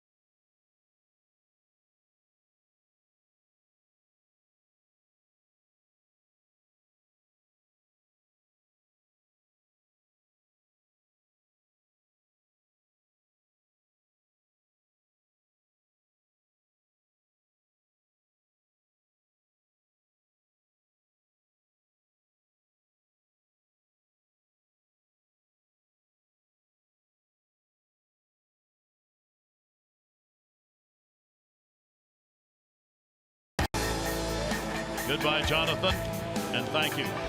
As exciting a ball player as the Orioles could ever have hoped to have had, both with a bat and in the field. Jonathan Schoop dealt today. Kevin Gausman never quite found the rhythm for the Orioles, that his potential yet to be brought out, I think, and I hope the Braves get to see the best of him. He and Darren O'Day go to Atlanta. Yeah, #1 draft choice by the Orioles, and go all the way back to 2012 out of LSU. And he talked about that. He says, I really think that I could be a lot better. I mean, certainly, he only had one winning year, but as he pointed out, that was in 2014, got to start 20 games. He pitched winning baseball, but some years of the Orioles, especially this year, not a great team when winning about 30% of their games. So he goes to a first place team. I mean, what a chance to go to the National League. I mean, talk about kind of, adding to the excitement of the year. And boy, it's just kind of like you wake up one day, you're totally refreshed because you get to go to a pennant race. And he goes to a team whose 2 pitching coaches were with the Orioles and know him extremely well. Well, he gets, Chuck Hernandez is, their major one, but Dom Chidi, again, one of their assistants, they know him. He's been around forever. Dave Wallace, again, about almost 40 years of experience, did a great job when they were here with the Orioles. So, yeah, very comfortable. Yep, very. And then Brock gets traded over the weekend for international money. So, and the new faces, they will be arriving probably in rapid succession. Plus Pitch will be taken down low. Plus, of course, the park's bigger. Yeah. National League, I tell you what. And pitchers hit. I still remember, and Goz's a pretty good athlete. He can run, not get hurt, hopefully. Yeah, hopefully. Well-conditioned guy that can throw. I mean, I always thought you throw 125 pitches every game. There you go. So Tanaka surrenders his second walk. This one is a leadoff walk in the 6th inning for Beckham. Orioles are proud to join Johns Hopkins, University of Maryland, other corporate leaders supporting Baltimore City's Youth Works program, seeking to provide as many as 12,000 Baltimore City youth with summer employment. To donate, visit BaltimoreCityFoundations.org. Choose Mayor's Office of Employment Development Youth Works. And if you'd like to learn more, go to youthworks.oedworks.com. So see, the Orioles can make some hay out of this.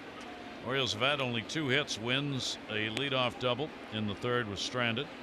Nunez got a 1-out single taken out on a double play. So while Tanaka's thrown a goodly number of pitches, he hasn't faced many. It's just that the counts have been deep. Well, the 31 in the 1st inning, that comes in. This will be his 92nd pitch here. Yeah, I would imagine. And it looks like they're getting somebody up in their bullpen now. And this is not just about tonight with a 6-0 lead. It's about the playoffs the last 2 months. Again, he's had elbow problems, not in recent years, but certainly want to protect him. 29-year-old right-hander after win number 9. 105 pitches in that complete game shutout in his last start down in Tampa. 1-1 is going to miss outside. A.J. Cole in the bullpen. Yeah, started the year with the Nationals. We saw him when the Yankees came to Baltimore. Well, Tanaka's gotten what he's had all year long in one sense, and that's run support. They've averaged 6.6 for him, and they've got 6 in this game. There's a big pop-up, shallow left center field. Gardner will come in and put it away. So Peterson is retired, 1 down. Beckham will go back to first. Tanaka gets the out. Orioles batting here in the 6th inning, with the Yankees looking to go up in the season series by 1 if they can come away with a victory here in this ball game. Bring up Adam Jones. Adam, a strikeout and a walk. Does have the 9-game hit streak coming into the ball game here in this ballpark. A lifetime .250 hitter. He's had 10 career home runs here at Yankee Stadium. Beckham off first. And Tanaka gets the swing and strike. Yeah, there you go. I mean, all different fields. Double over the corner, curveball, first home run of July. Hit 1 in June. about 170 at bats between home runs, but using the whole field, and that's why the average coming in was still 285. It's about 6 points higher than his career average. 1-0. Tanaka will go up a little bit higher with this and did not go after it. Check down with Gary Cederstrom. And a 1-ball, 1-strike count. Yeah, you know that Tanaka would love to do what he did to Wins in the 5th inning, make a pitch and get a double play ball. It's probably going to be his last inning anyway, just because of the lead and the fact they want to protect him. That ball's going to be a base hit into left field. Adam went down and found that on a pitch down and in, and the Orioles get 2 on with 1 away. Yeah, the splitter's been so good, but he's been able to stay out of the zone. Nunez hit one of these into left field. I mean, it's only the 3rd hit the Orioles have, but it's just a splitter. You know, so you speed up the bat. 93 is down to 88, and Adam doesn't miss it. So now a 10-game hitting streak. So now the Orioles try and get on the board against Tanaka. They left 2 on in the first inning. They had him on with only 1 away. Now they've got 2 on here and only 1 down. Trumbo has grounded out and he has struck out.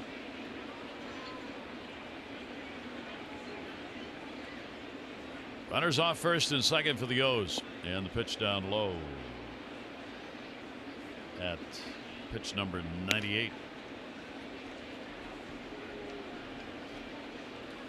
Yankees with the 67-37 record. That's 30 over 500. That is a season high. They've been there before. They've never been 31 games over. Trying to do that tonight.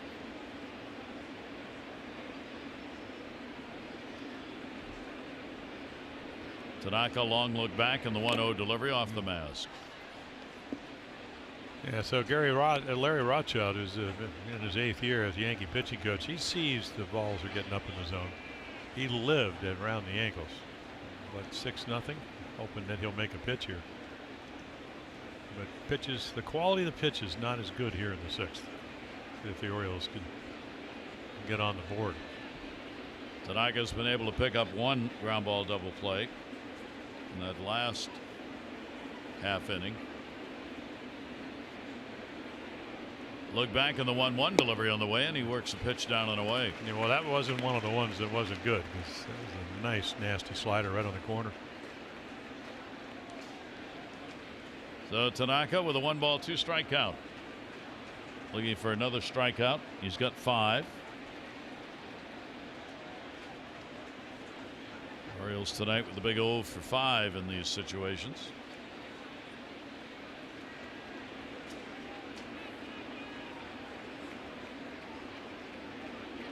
Trumbo will step out on him. Beckham and Jones being given pretty good leeway. Torres not holding the runner particularly tight at second. Now they want to have a little meeting at the mound. First meeting of the evening. You get 6 of them.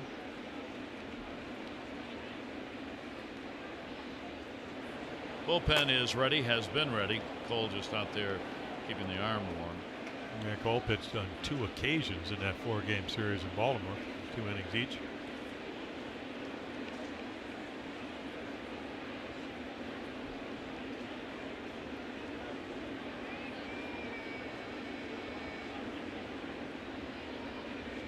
One ball, 2-strike count, only 1 away.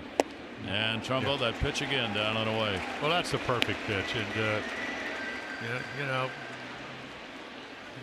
Mark's saying, hey, do you ever make a mistake? Nope, not this one. That's perfect.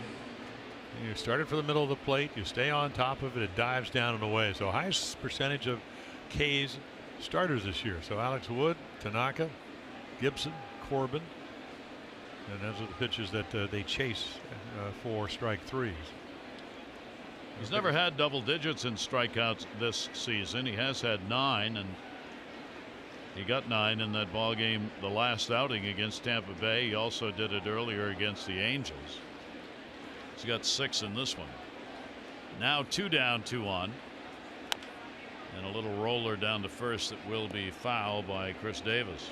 Yeah, big article in. You don't usually, they do have a sports section in the world, in the Wall Street Journal, but only 47% of pitches thrown in the major leagues this year have been thrown in the strike zone. So with hitters not caring about strikeouts, trying to hit more home runs, command your fastball, and then get them to chase the good breaking ball. And Tanaka can do that. With the best of them. Yeah. 0-1 count, 2 down. And his bad games are pretty simple. He lives in the middle of the plate, and he can't afford to do that. As you said, about averages around 91, 92. We've seen 194 tonight. Here's the 0-1 delivery on the way. He'll swing. There's 94. Yeah. We're going to show you if we have time here. I hope we will tonight. I thought maybe the best pitch ball game I've seen in a long, long time was Nola last night, Philadelphia against the Red Sox. He was sensational. And not that David Price wasn't as well, and the Red Sox won it in extra innings. Nola, talking about backward pitching. Yeah, well, great changeup and curveball. I mean, out of LSU, got a chance when the Phillies came up for that makeup game to meet him. He was sensational. Yeah. Really has turned his career around. 0-2 count. That'll be inside. You take a look at what really impressed me was look at the pitches he threw. In that ball game last night, 38% fastballs and then 30% curves, 29 changeups. Now that's the direction of modern day great pitching. It's not just about the fastball. Well, look at Price. Yeah, I mean, the same thing. So you got rookie, second-year pitcher, better. Both guys going with the so-called off-speed stuff and kept hitters completely off balance all night long for both teams. 1-2 delivery and got him. 7 strikeouts. That may be it for Tanaka. If it is, he finishes with a couple of Ks here in the 6th, and the Orioles lead 2-on.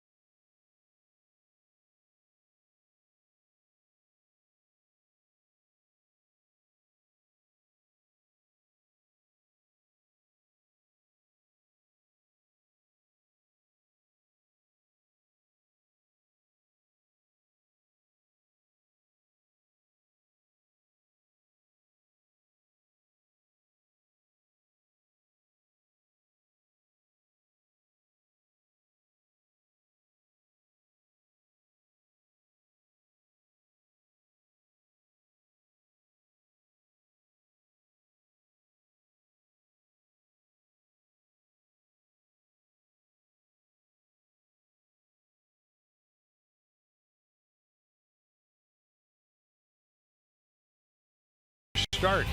Well, hurt by the defense here, running the first inning, and then Gardner, Beckham will take his eyes off it. They will score a run, and then there it is, a little dump base hit for the second run.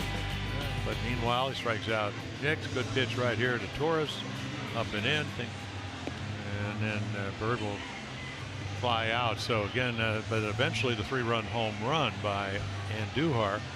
And those are your Geico highlights. 15 minutes can save you 15% or more on car insurance. Visit geico.com to see how much you could save. So there are the numbers. They don't really look that good. Tough Yankee lineup. And again, the big blow in the 5th, the 3-run home run by Andujar, his 13th of the year. Miguel Castro will come on and pitch for the Orioles. So still pretty good numbers. You can see strikeouts less than 1 an inning. The walks, that's what's bothered them lately. Numbers across the board. Doesn't throw a lot of home runs, but again, walks will get you in trouble. And he will start up high with a pitch, bottom half of the 6th inning. Castro against the Yankees, game 5.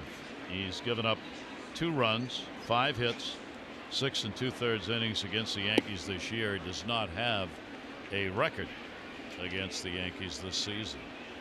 So Miguel Castro on to try and hold the fort here. 6-0 lead. Orioles only 3 hits in the ball game off Masahiro Tanaka. And that slider is going to miss way outside. He's going to have to adjust that landing spot. Yeah. Buck Showalter spent a lot of time looking at the lineup card in the dugout, just trying to figure out, all right, who do I have now? As this roster change today, obviously, really shook things up. 3-0 pitch taken, and he's on. 4 out of the strike zone. Leadoff man on. Enhance your next game day experience with the MLB Ballpark app. Access and manage your tickets. Enjoy check-in offers, exclusive content, and much more. Download the MLB Ballpark app today. So the leadoff man on base. Yankees have done that. Gardner did it 1st inning, scored. Gardner did that 3rd inning, scored. 5th inning, Stanton did it, scored. And that one is going to be fouled away. Gardner wanted to drive that a little further into fair territory. Yeah, runners on base open up holes. You know, if you're a second baseman, Peterson, normally second baseman, especially in this situation, they'll come in maybe a step or 2 in, and then maybe a step closer in case the ball is hit to the shortstop, try to turn a double play. And big hole into Peterson's left into right field, and we saw Gregorius do that a little bit earlier off of Ramirez. Gardner has an 0 for 4 lifetime off Castro. The infield set for 2. Higashioka on the first. 4 walks have been picked up by the Yankees in the ballgame. Davis holding the bag on him. The 1-1 to Gardner will be the high strike call. Yeah, so he's a little bit at age 23, like Jeffrey Ramirez, where they have, and Castro throws harder, but they're more stuff guys. They're not going to command their stuff. You know, that change up at 86 was right down the middle, but it fooled Gardner. So just kind of watch the glove and see if he can hit it. He did there.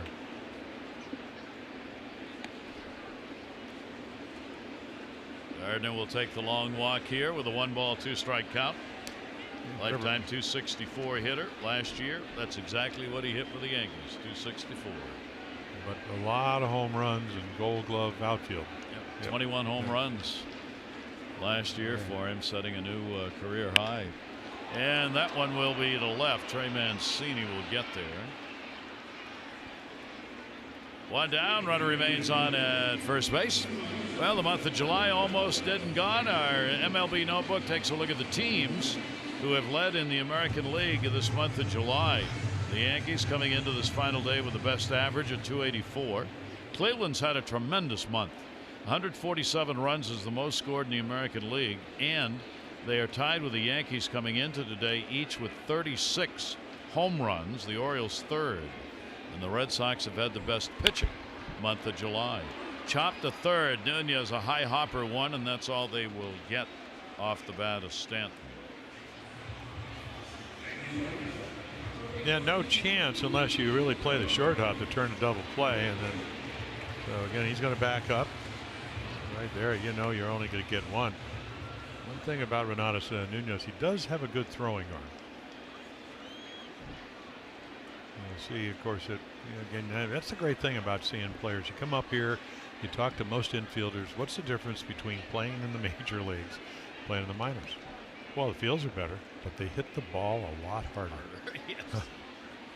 You have less time to do things. That one down the line is going to be foul. Well, you're right. And Did you just catch that? Yes. Just kind of leaned over, no problem, nonchalant. Sign me up. Hello. Just watch this. Watch this ball person just calmly react here. I got it. There you go. That's why he has the glove. Let me get back over here and sit down. Just regular. It's good play. Yeah, really good play. Gregorius will take it outside. He's had another big day against the Orioles. 2 singles, RBI, run scored. Was he part of any of our trades? Should have been, but no. No, so no. I mean, we've got about 17 new players. I think we can get them through waivers. Weren't there like 17 players acquired? Yes. Yeah. Yes. Orioles have, if you go back, all the deals, back to Manny and all the way down through today, we counted them up, 17 players. Cole has already thrown a game in the bullpen, but he's still throwing. He'll be coming in. Gregorius closing in on a .400 average against the Orioles this year. And the pitch by Castro is going to miss inside a little bit. RBI and a run scored in the ball game. He's now picked up 5 ribbies against the Orioles on the season. Against Castro, he's had 3 hits, and 2 of them have been home runs. He is 3 for 5 off the Oriole right-hander. 3-1 delivery on the way, and he'll check it strike. It's funny, I was talking to him, and he was talking about the Orioles. Well, he said, obviously, the Orioles are going into a rebuild. And he said, when I played for the Dutch team before I got to the big leagues, they used to play most of the older players, and then they integrated some of the younger guys. And we didn't still win, but then when they went to all I said, well, we just traded most of our, Scope just got traded, who were their really good friends. He goes, well, we won it 1 year with just young players. So that's what the Orioles are going to have to do. He's playing the role of GM. D. Gregorius. Yeah, I'll tell you what, though, I mean, Cincinnati to Arizona, and then he takes the place of Derek Jeter. He hasn't missed a beat. Nope. Runner goes, popped up, Nunez, and he will put it away for the up. So a base runner will be left on. Take a look at our Ram Do-Up, brought to you by Ram Trucks.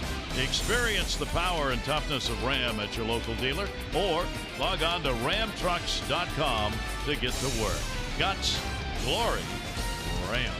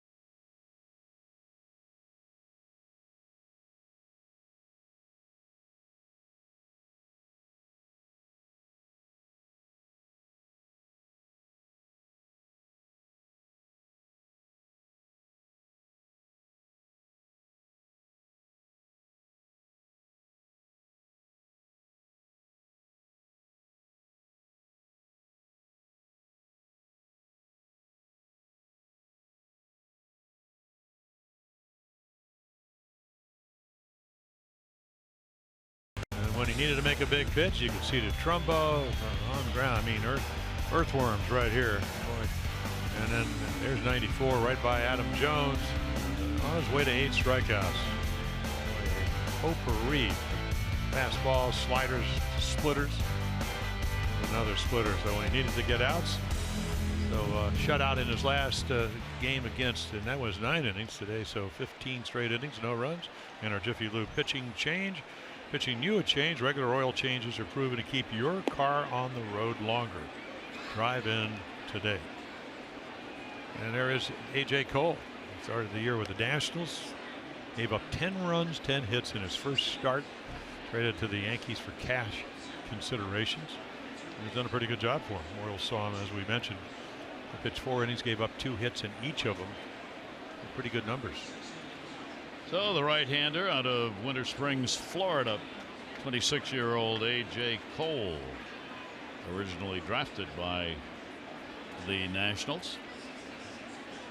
Trey Mancini will get a pitch on the inside corner. For Trey in the ball game, he struck out and grounded out. Orioles with only 3 hits in the game. And a tail away pitch. Reña's in the bullpen for the Orioles. Yeah, we saw him throw 93 to 95, and you just saw that big sweeping slider. 0-2 delivery, and that was into Trois on that one. Yeah, there's another one. Well, he's tall, and so he's 6'5", and release point. And there's the sweeping slider. It's a good one. The slider looks like a fastball, and if you get on top of it, it goes down. Different speed. Cole has worked out of the bullpen, some long relief, couple innings in 7 of his 13 appearances, and only 2 earned runs in 21 innings since joining the Yankees. Cash considerations April 23. Had started with the Nationals, then moved to the bullpen. So Cole, 1-0 count, 6 runs, 6 hits for the Yankees, no runs, 3 hits, an error for the Orioles. Big swing and a miss. Roy Rickard. Yeah.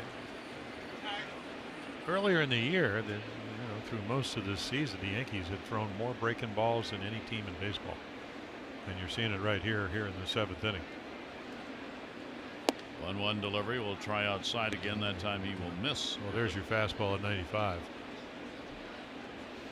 Yeah, Joey Rickard. We mentioned a double, home run, 5 RBIs. There are the numbers against the Yankees. May got to play a lot, hit 275. June not so much, hit 118. Back down the minor leagues this month with 262. And the challenge for playing time will continue. Cedric Mullins will be coming up. He'll get some starts in center. Adam Jones will probably be asked to move to right. That ball is tagged to left field, going back near the warning track. Gardner up and makes the catch. Well, there's the luxury of having he's a Gold Glover in left, but he's pretty much played everywhere, especially center field early on. And it's a tough play because the line drive at you. Is it going to hook or is it going to knuckle? Great body control, and quickness, speed. It takes away a double. So Andujar early, a ball down the line by Trumbull was turned into an out.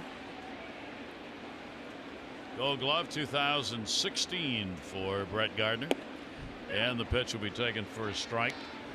Nunez, a base hit. He is grounded out. Orioles have a single by Jones, a single by Nunez, and a double by Austin Wynns. Those are their only hits. 2 down here in the 7th inning. Masahiro Tanaka shut him down. 0-1 delivery. I was looking at the shutouts today just because Tanaka has a complete game shutout. There have only been 10 shutouts thrown in the American League and 6 in the National League, complete game shutouts. And nobody has more than 1 in either league. Swing and a miss. And Cole very efficient and effective. 7th inning stretch time, Yankee Stadium. It is 6-0 Yankees.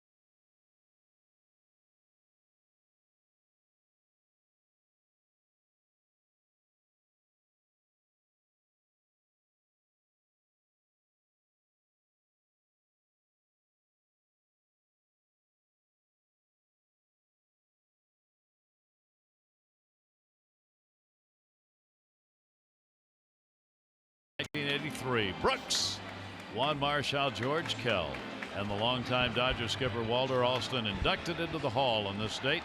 And Juan Marshall became the first Latin player to be enshrined at Cooperstown. And in 2003, at the trade deadline, the Giants acquired Sidney Ponson from the Orioles. Kurt Ainsworth, Damian Moss, and Ryan Hanneman went the other way. And there wasn't much to be said after that deal for any of those players. No. It just kind of all but empty. that's why it's sometimes a crapshoot. Yep.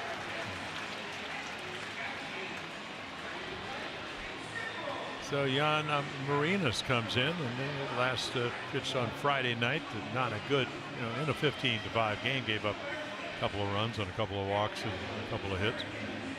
Fastball slider hitter. You can see lefties hitting him better than he would like. And the one thing, and again, not a lot of work, but 5 walks in 6 innings, so that'll get and that whip, the walks and hits per inning is a little bit high because of those walks. Up to 2, you'd like to have it down below up 1.3, 1.4, and even lower. But he's got a good arm. Command, maybe a little iffy from time to time, but because of all the trades, he's going to get a chance to pitch more, I would imagine. He has passed the 100 appearance mark at the major league levels. Orioles are the 7th major league team that he has pitched for. This is not a young player. He did make his debut against the Yankees for the Orioles on July 11th. A couple of innings, 2 runs on 4 hits in that ball game, and he had not pitched in the majors since 2017 when he made that appearance earlier this month against New York. So he has been a survivor in the minors and getting another shot here at the major league level. And a swing and a miss. Yankees bat bottom of the 7th. Aaron Hicks at the plate. He drew a walk, scored in the 5th, has struck out twice. Yankees have taken advantage of those opportunities. Gardner scored after he had been walked. Stanton scored after being hit by a pitch. Hicks scored after drawing a walk.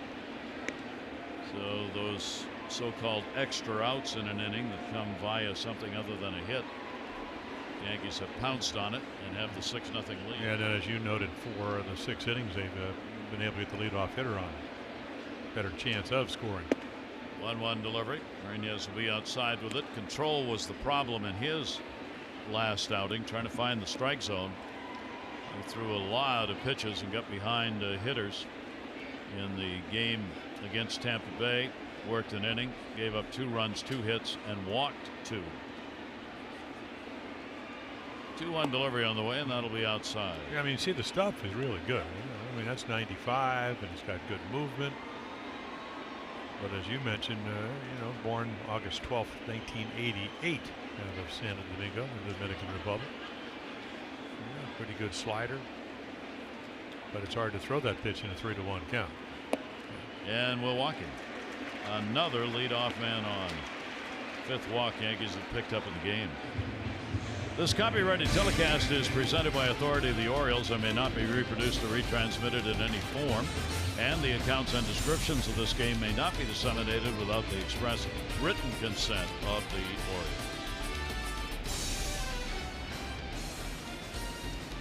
Hicks on, nobody out. Torres up, an RBI base hit, has popped out twice. He'll go to third base. Nunez up. 1 low throw, relay. They'll get the double play. Peterson with a good pick at second. Yeah, for Nunez, I mean, what he has to do is catch it, and he does. Keeps the glove down, and then long throw because he can take a step to his right. Didn't think they'd turn 2 there, but nice job. They're right there. And the ball comes up, and there's your balance. Low throw. As we mentioned, Peterson, a lot of second base playing. It looked like Torres got out of the box very well. So 2 down, nobody on. Bird, 25-year-old first baseman for the Yankees, because of those injuries, only got to play in 48 games last year with them, none the year before. He's had an RBI and a sac fly, officially 0 for 2, and the pitch will ride inside to him. Yankees trying to win their 3rd in a row. Orioles have a 3-game win streak on the line. They've won 4 in a row only once on the year. 1-1 delivery on the way and a fly ball to center. Monsieur Jones is there to put it away. Only 3 face and 7 complete. Yankees are on top, shutting out the Orioles 6-0.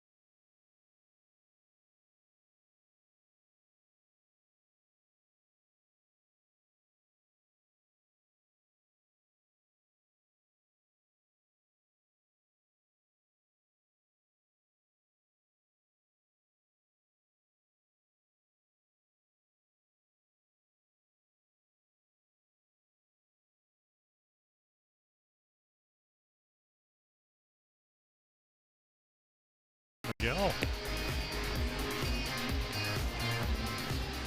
of his many fans. How about hey, I'm up at the Hall of Fame this weekend, and the wife of Hall of Famer Leon Day, Geraldine, from Baltimore, she had the Orioles shirt on, the Hawaiian shirt. She's the best. Yeah, she really is. What a wonderful lady. Yep. I told her just need to have a little more fun. That would be hard to do. I know. That would be hard to do. She usually comes with some member of the family, a daughter or a girlfriend. Yeah, I think she did. Yeah. Yeah, and they have. Well, that was a great weekend. Great you know, I tell you, well, you get in the Hall of Fame, you get in the Hall of Fame. But I mean, the guys that got in, the speeches were great. The weather wasn't hot. Yeah, beautiful. Yeah, that was. And then, of course, it's interesting. You know, obviously they all had great careers. You know, Tommy with the 612 home runs, and you know, Chipper Jones MVP with 468, and I mean, you go right down the list. Trevor Hoffman, I think only Mariano with more saves. Started as an infielder. Mm-hmm. Yeah, so you know, go right down the list, and it just tremendous. They loved Vlad Guerrero's speech because it was really quick. It's great. They gave him a standing ovation. The players did. Yes. Yeah. Players love short speeches. And then Trammell and Jack Morris and. Yeah, so great, and a great bunch of guys. It's funny, Jack Morris looked at me and he said, you know, some of the guys unable to go because of injuries or whatever. He said, I think Willie Mays wasn't there. Hank Aaron was. He goes, boy, I wish they were there. I just wanted to meet him. Yeah, I've always. No, you were. You know, I've always felt that. I mean, you know better than I on this, but there's a hierarchy. I don't care what the pool is. The greatest baseball players in the world in Cooperstown, there's still a hierarchy. There are still the Mays and the Aarons. Oh, well, of course. Of course. Yeah. And that is the right answer, of course. Even in that group of the greatest players ever, there are players looked up to by the other players. And then the other thing, of course, you know, Roger Kahn talked about it in The Boys of Summer when he wrote, you know, about the Boys of Summer, the Dodgers. That may fall for a base hit, and it will. Yeah. So Wins is on with his second hit. He's got a double and a single. But again, he talked about what the great thing about baseball, and even though, you know, maybe the ball was dead at one point, now it's more lively, is that you can, you know, you usually try to compare generations to generations, and that's why when I got in, I mean, you know, you're giving your speech along with Joe Morgan, and it got Stan Musial and Ted Williams and Mickey Mantle and Joe DiMaggio, and you know, some of the, and then Charlie Gehringer, and I mean, Bob Feller, Rapid Robert, and of course my roommate when I first came with the Orioles, Robin Roberts in the Hall of Fame, Koufax. I mean, and all these guys, Drysdale, all the guys that made you be the player you were because you looked up to them. Yep. That's one of the great beauties of it and why it's so special and needs to always remain that way. 1-0 count. Tim Beckham. Orioles runner on. Have their 4th hit of the ball game. Wins has got 2 of them. Beckham's reached on a walk. He is 0 for 2 in the game. Cole working in relief, retired the side in order in the 7th. Nobody out here in the 8th. And a strike in the outside corner. Sellout crowd here tonight, 46,473. This is the 21st sellout of the year, and believe it or not, it is a new single season record of sellouts. 2011 they had 20 sellouts. They've got 21 already this year. They're going to go way over that 20 mark with the games left against the Red Sox in particular still to come. Yeah, well, they go on the road, as we mentioned, for those 4 up in Fenway starting Thursday. And then to Chicago for 3. Yeah, you figure they sold out because maybe they were on the road, but they weren't. They were playing the Royals over the weekend. Yeah. Yesterday, as you mentioned, an off day. 3 ball, 1 strike count. If you're a baseball fan, I mean, obviously hard for the Orioles to watch, but this race down to the end here with these 2 teams in the East, I think is going to be really special. Although the Yankees got to be careful here. They're already 6 games out. That's 12 games you got to make up. Yeah, well, they had a bunch of rainouts, but what you look at, because you're a good team, is that loss column, and they're 4 back coming into tonight. The Red Sox are playing almost 700 ball. 3-1 delivery on the way. Took a little off that pitch and got him to chase away. 3-2. This is that slider, and it just doesn't stop. So Cole comes back. It's the count, 3-2. But again, we talk about breaking balls and fastball counts. There's one. It was one. But you have to be able to get pitchers that can do it. It's not just as easy and say, well, just throw a good breaking ball. And we'll walk him. Okay, so sometimes you get yourself in trouble. So the Orioles again going to get a couple on base, trailing 6-0 in the ball game. 2 innings, they've left 2 on. And so second trip. Everybody talking about, and you mentioned it a couple innings ago, about how the game has changed as far as breaking balls and maybe less fastballs. But you would think with a 6-0 lead, throwing 95, but then the slider was so good last inning, figured, well, I'll get it over as much as my fastball. But the Orioles get back into, maybe at least have a chance to get back into the game, get somebody else in here. Anything but a walk. Yeah. If you're pitching in this situation. Yankees up 6-0, 2 on for the Orioles. Jace Peterson hitting second, 0 for 2, and has been hit by a pitch. Cole will miss. That'll be down low for a ball. Well, the Orioles just trying to get out of the 0 for. Put some runs up on the board. The day game tomorrow. 12:30 O's extra. 1 o'clock for the game. Tanner Scott in the bullpen for the Orioles.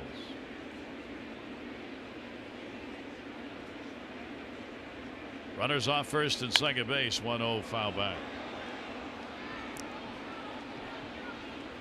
Peterson's gone 2 for 2. The only times he has faced Cole. The Orioles number tonight with that big 0 for 7. Yankees with 10 chances. Yeah, that's why you're getting shut out. And that number, it's come up, but it's going to have to, obviously, you're going to have to get clutch hits. Manny gone. Scope gone. 17 home runs. 7 of his last 9 games. 9 in the month of July. Clutch hitting's going to have to get better. Yep.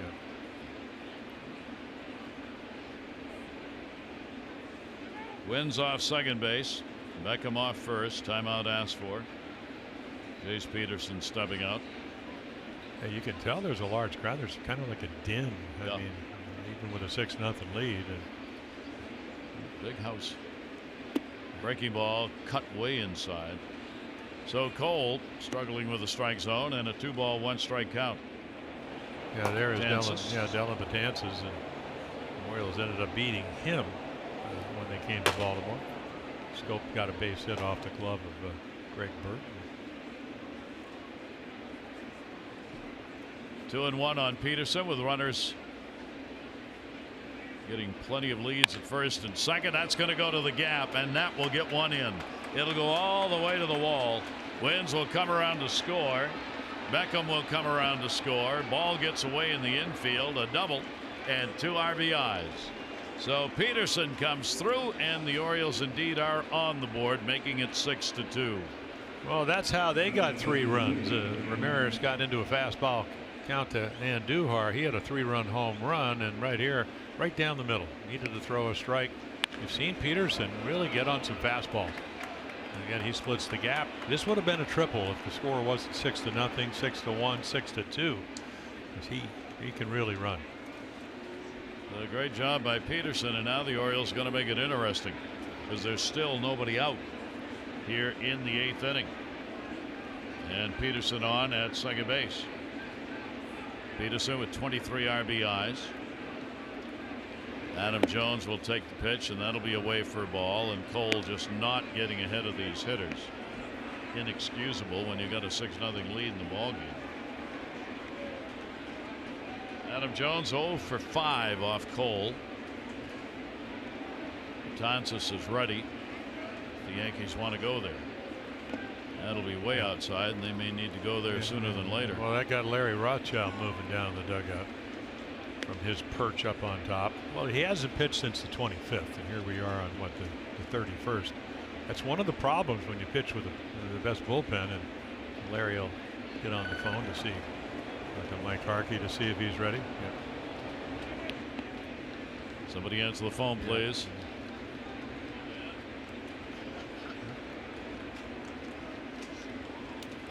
2-0. Yankee outfield deep. Slider's going to miss outside. Good eye. So that's going to be it for Cole if he can't get Adam Jones out of there, as the Orioles now chance to edge closer. Amazing how one hit like that just changes the whole complexion of the ball game. Well, Rickard did hit the ball well in the 7th, but Gardner ran it down on the warning track. Yep. But didn't seem to have any control problems in the 7th inning. All over the place here in the 8th. 3-0 deliveries taken. It'll be in there. Well, I guess that kind of tells you maybe he trusts the command of his slider better. 3-0 slider, not because he was worried about swinging. I think it's just he felt he could get that pitch over. And did. So a 3-1 count. Peterson off second base. Adam will take it. That's going to be in there for a strike as well. Came right back with it. And a full count at 3-2. Well, that's certainly a veteran approach, making sure he throws strikes down by 4 runs.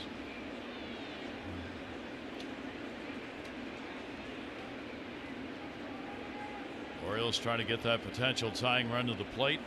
Batting in the 8th.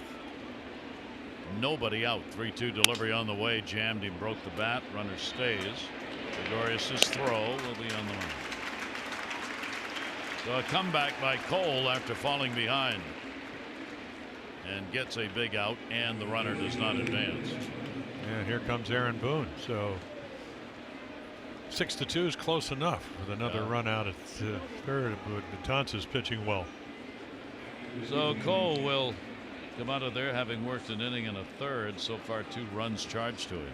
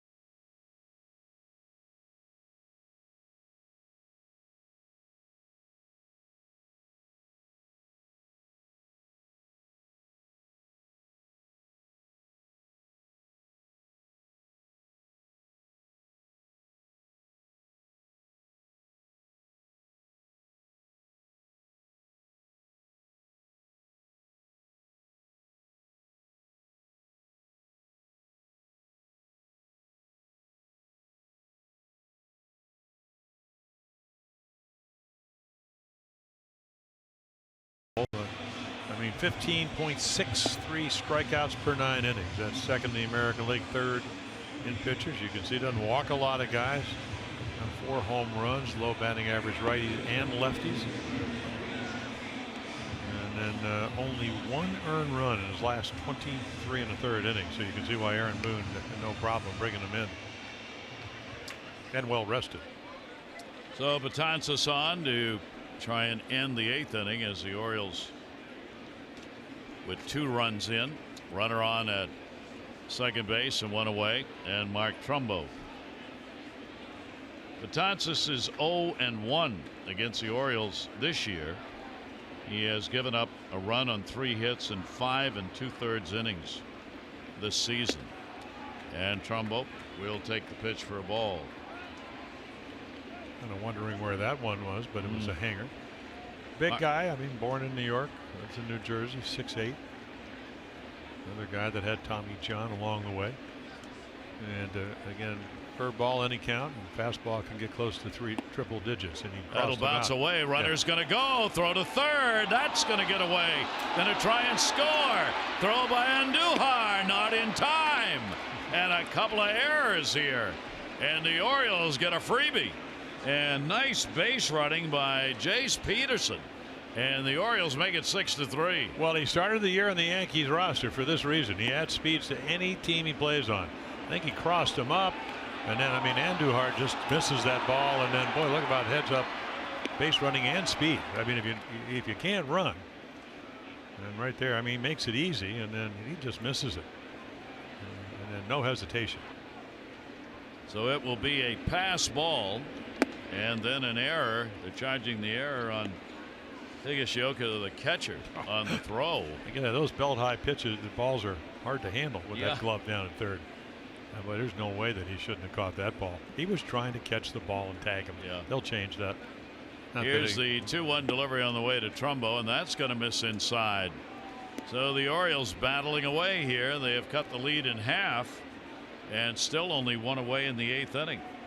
Trumbo with a 2 for 9. Lifetime off Betances with Chris Davis waiting on deck. And a swing and a foul tip and a pitch up. Yeah, way up.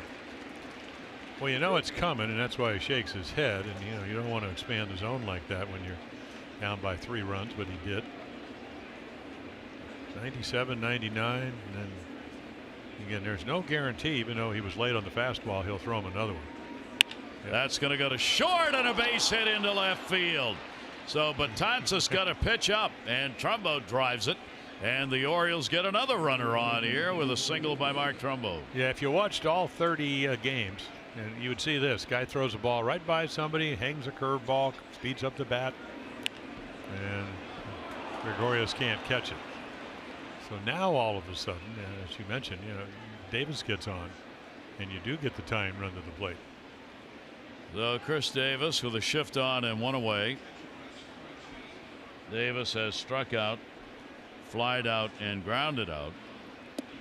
And the pitch taken inside for a ball. And they did change that error to Andujar.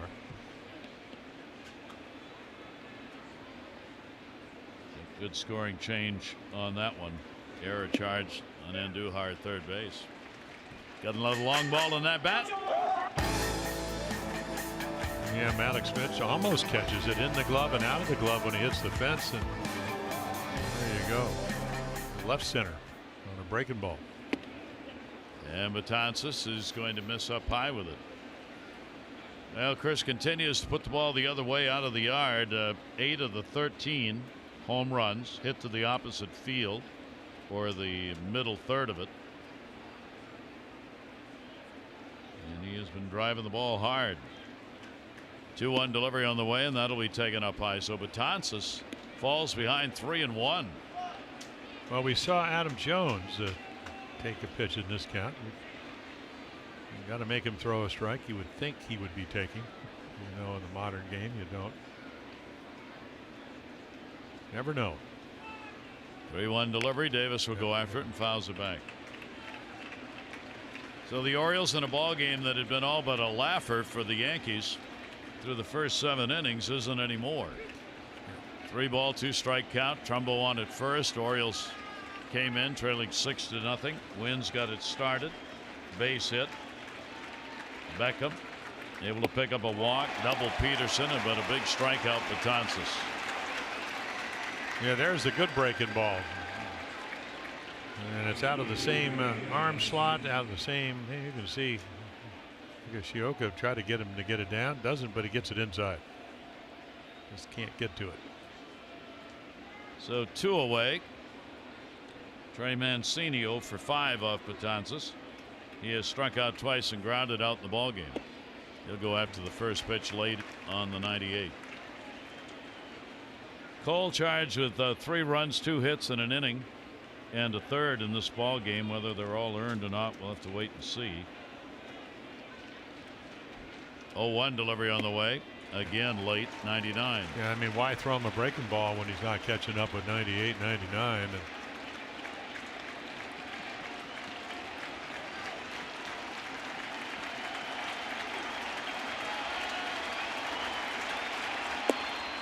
he didn't. Tails away at 99. Well, he's always one of these guys, and again, as we mentioned, he's huge, 6'8". He's always fallen off a little bit to the left.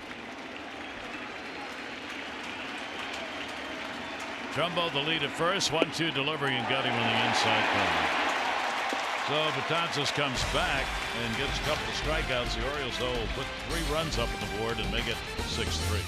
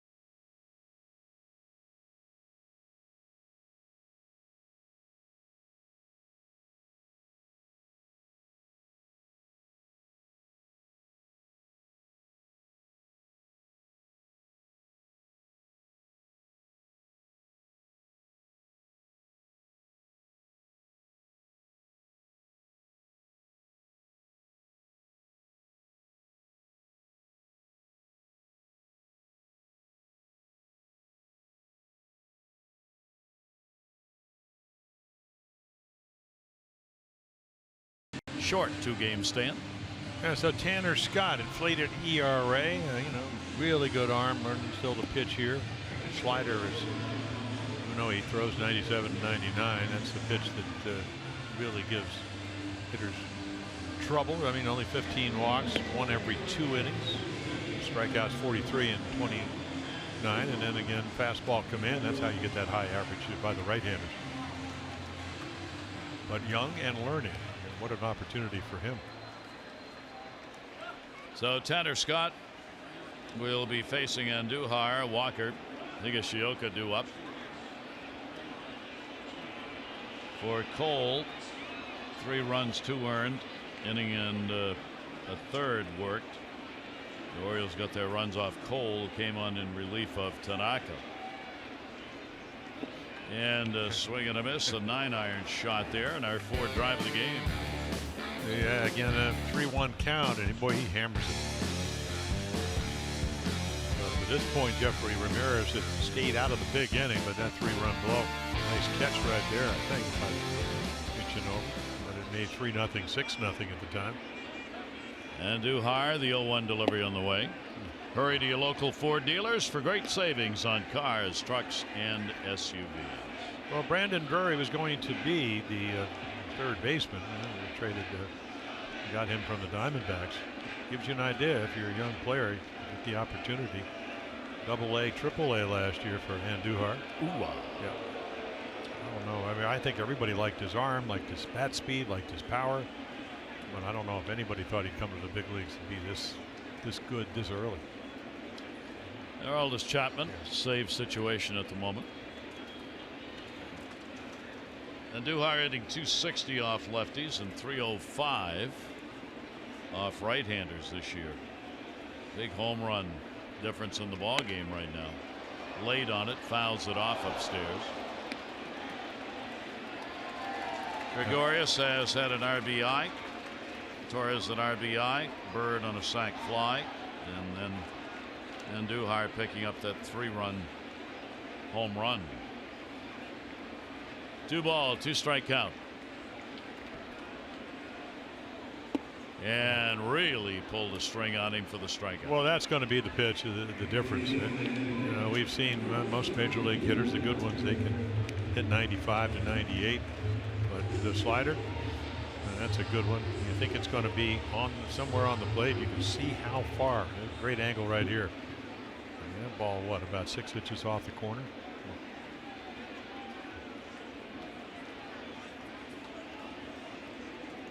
Neil Walker, the DH, hitting 8th. 0 for 3 in the ball game. Maybe a last chance to keep his 6-game hit streak alive. And the pitch will be taken for a strike on the inside corner. 0-1, 1 down. Orioles will get another shot at it. 9th inning. Have the bottom part of the order due up. Rickert, Nunez, and Austin Wynns. First, Tanner Scott trying to hold it right here. Castro worked an inning and a walk. Marinez had an inning and a walk. Now Scott. Jeff Ramirez, the starter for the Orioles. 6 runs, 6 hits over 5. The Orioles pitcher of record. And Tanaka, no runs, 3 hits over 6. Pitcher of record on the winning side for the moment. 2-1. Foul tipped. Well, you can see what 97 out of the middle of the plate does. One-handed swings. Hey, look at Jeffrey Ramirez. What, Boston, Seattle, Philadelphia, the Yankees, Texas, Boston, and the Yankees.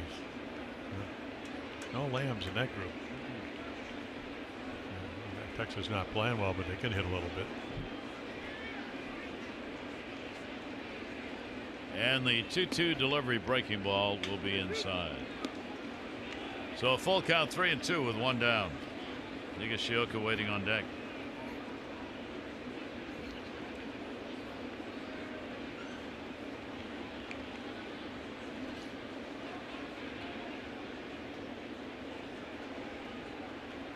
And the 3-2. Gonna have to do it again.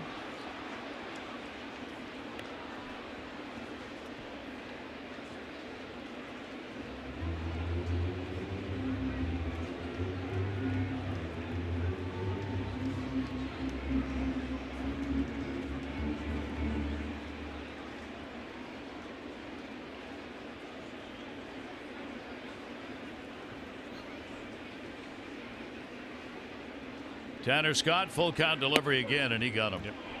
Well, there's that slider again. Yeah, you're sitting on 97, and he hits that back door. Perfect pitch to an unsuspecting hitter. And it doesn't have to be perfect. Back door. So Scott gets a couple of strikeouts. Nigashioka's drawn a walk, a single, and he has grounded out. 6 runs, 6 hits for the Yankees, 3 and 6 for the Orioles. With the Yankees 6 runs on the board in this ball game now, they have extended a streak to 9 consecutive home games where they have scored at least 5 runs. That is their longest streak here at Yankee Stadium. And they got it done fairly quickly here in this ball game. 0-1 delivery on the way, and a strike in the outside corner. Yankees have also homered now in 5 consecutive ball games. They've hit 6 home runs in those games with the one added here tonight. They had not been hitting home runs for a couple of weeks in July, particularly with Judge out of the lineup, and now they've picked that pace up again. And the 0-2's up high and away. Yankee record here at home, they've won 37 and have lost only 15. That home record is second only to the Red Sox in win percentage. 1-2 delivery on the way.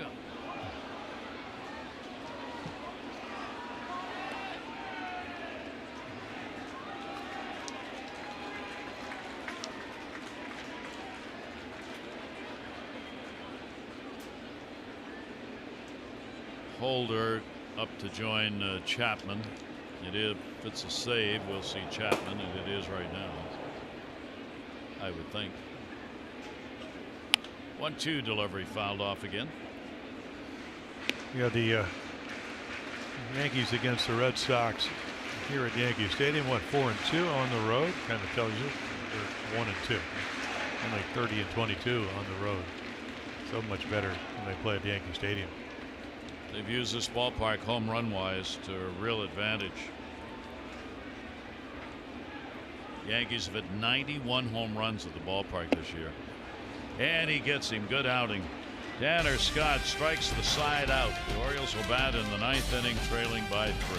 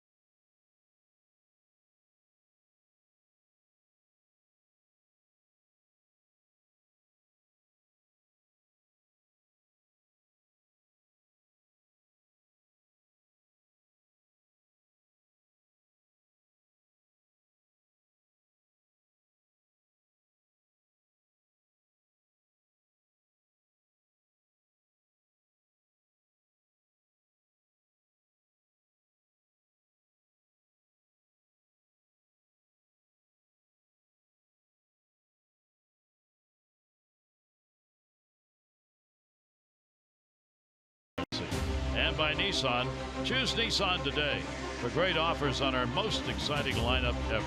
Shop ChooseNissan.com.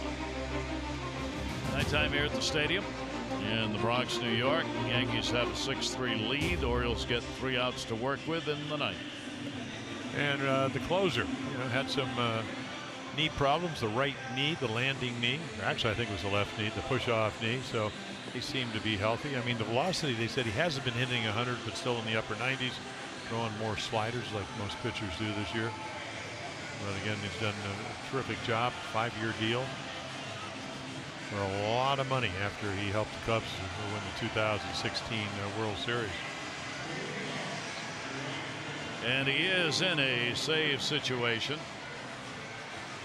Matanzas against Chapman against the Orioles. 1 for 1 in saves this year. He's worked 3 innings, 3 games, 2 walks and 6 strikeouts. He has not given up a hit to the Orioles this year. Lifetime, he's 1-0 against the Orioles and 3 out of 4 in save chances. Joey Rickert will come on to face him. Rickert has faced him only once, 0 for 1. And Joey will take the pitch inside for a ball at 99. Betances 2/3 of an inning, 1 hit and 2 strikeouts. Record an 0 for 3 in the ball game.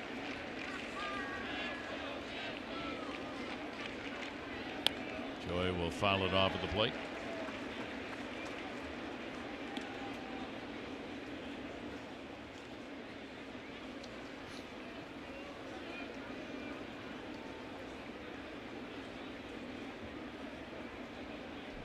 Chapman 28 out of 29 in the save department.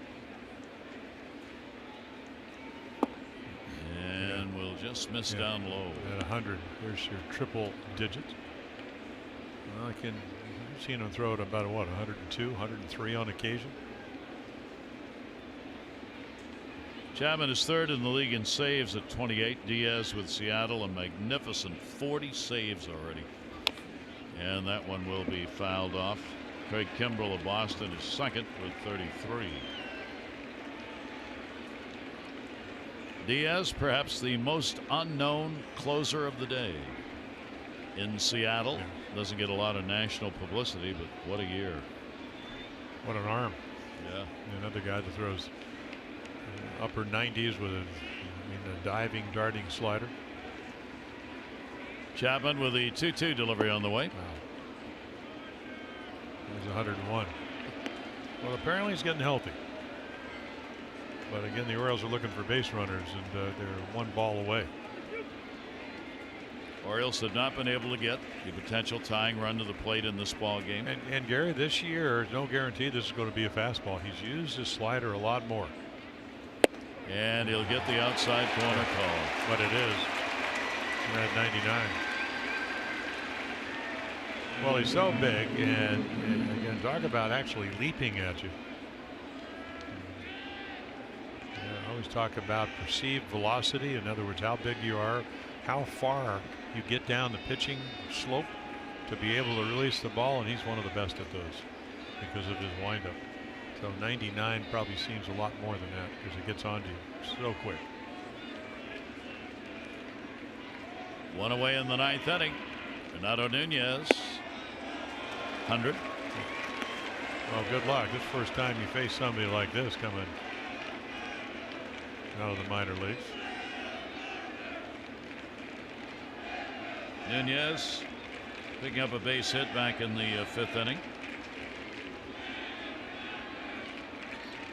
Well, one delivery on the way over the top. Got a hold of that one down the line. Left field. It is deep and it is foul.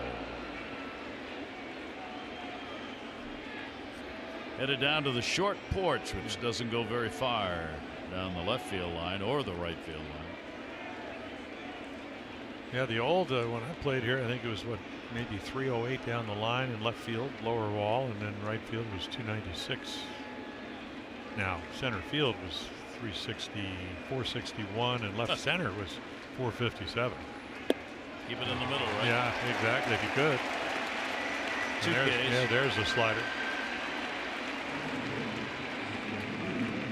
Well, he pulls 99, and then there's the slide ball. And not only does he throw it, it seems like he's been able to get it over. So Tanaka's on the verge of winning number 9. He'll be 9-2.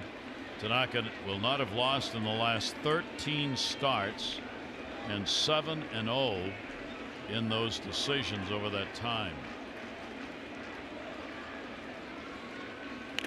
Jeffrey Ramirez will take the loss. He's going to be 1-4 in the year. Hope you'll join us tomorrow. Game 2 of this short set. Alex Cobb on the mound against Sonny Gray. Coverage on Masson. 12:30 O's Extra. Presented by Ford. Our game coverage at 1. All the access you need right here on Masson. Good night for Austin Wynns. Double, single, run scored. Sit into a double play. We'll foul it away. Peterson, Jace Peterson, 2 RBIs on a double, another scored on an error. The Orioles couldn't get on the board though till the 8th inning, and by then they already trailed 6-0. And now the Yankee fans get what they came for. One strike away from getting the 27th out with a lead. 0-2 delivery on the way. Almost like a changeup. I've never seen him throw one. Turned it over.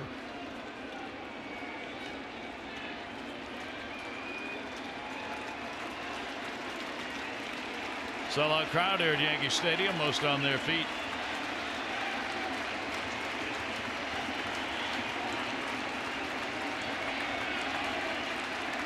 One ball, 2-strike delivery on the way, and that's the ball game.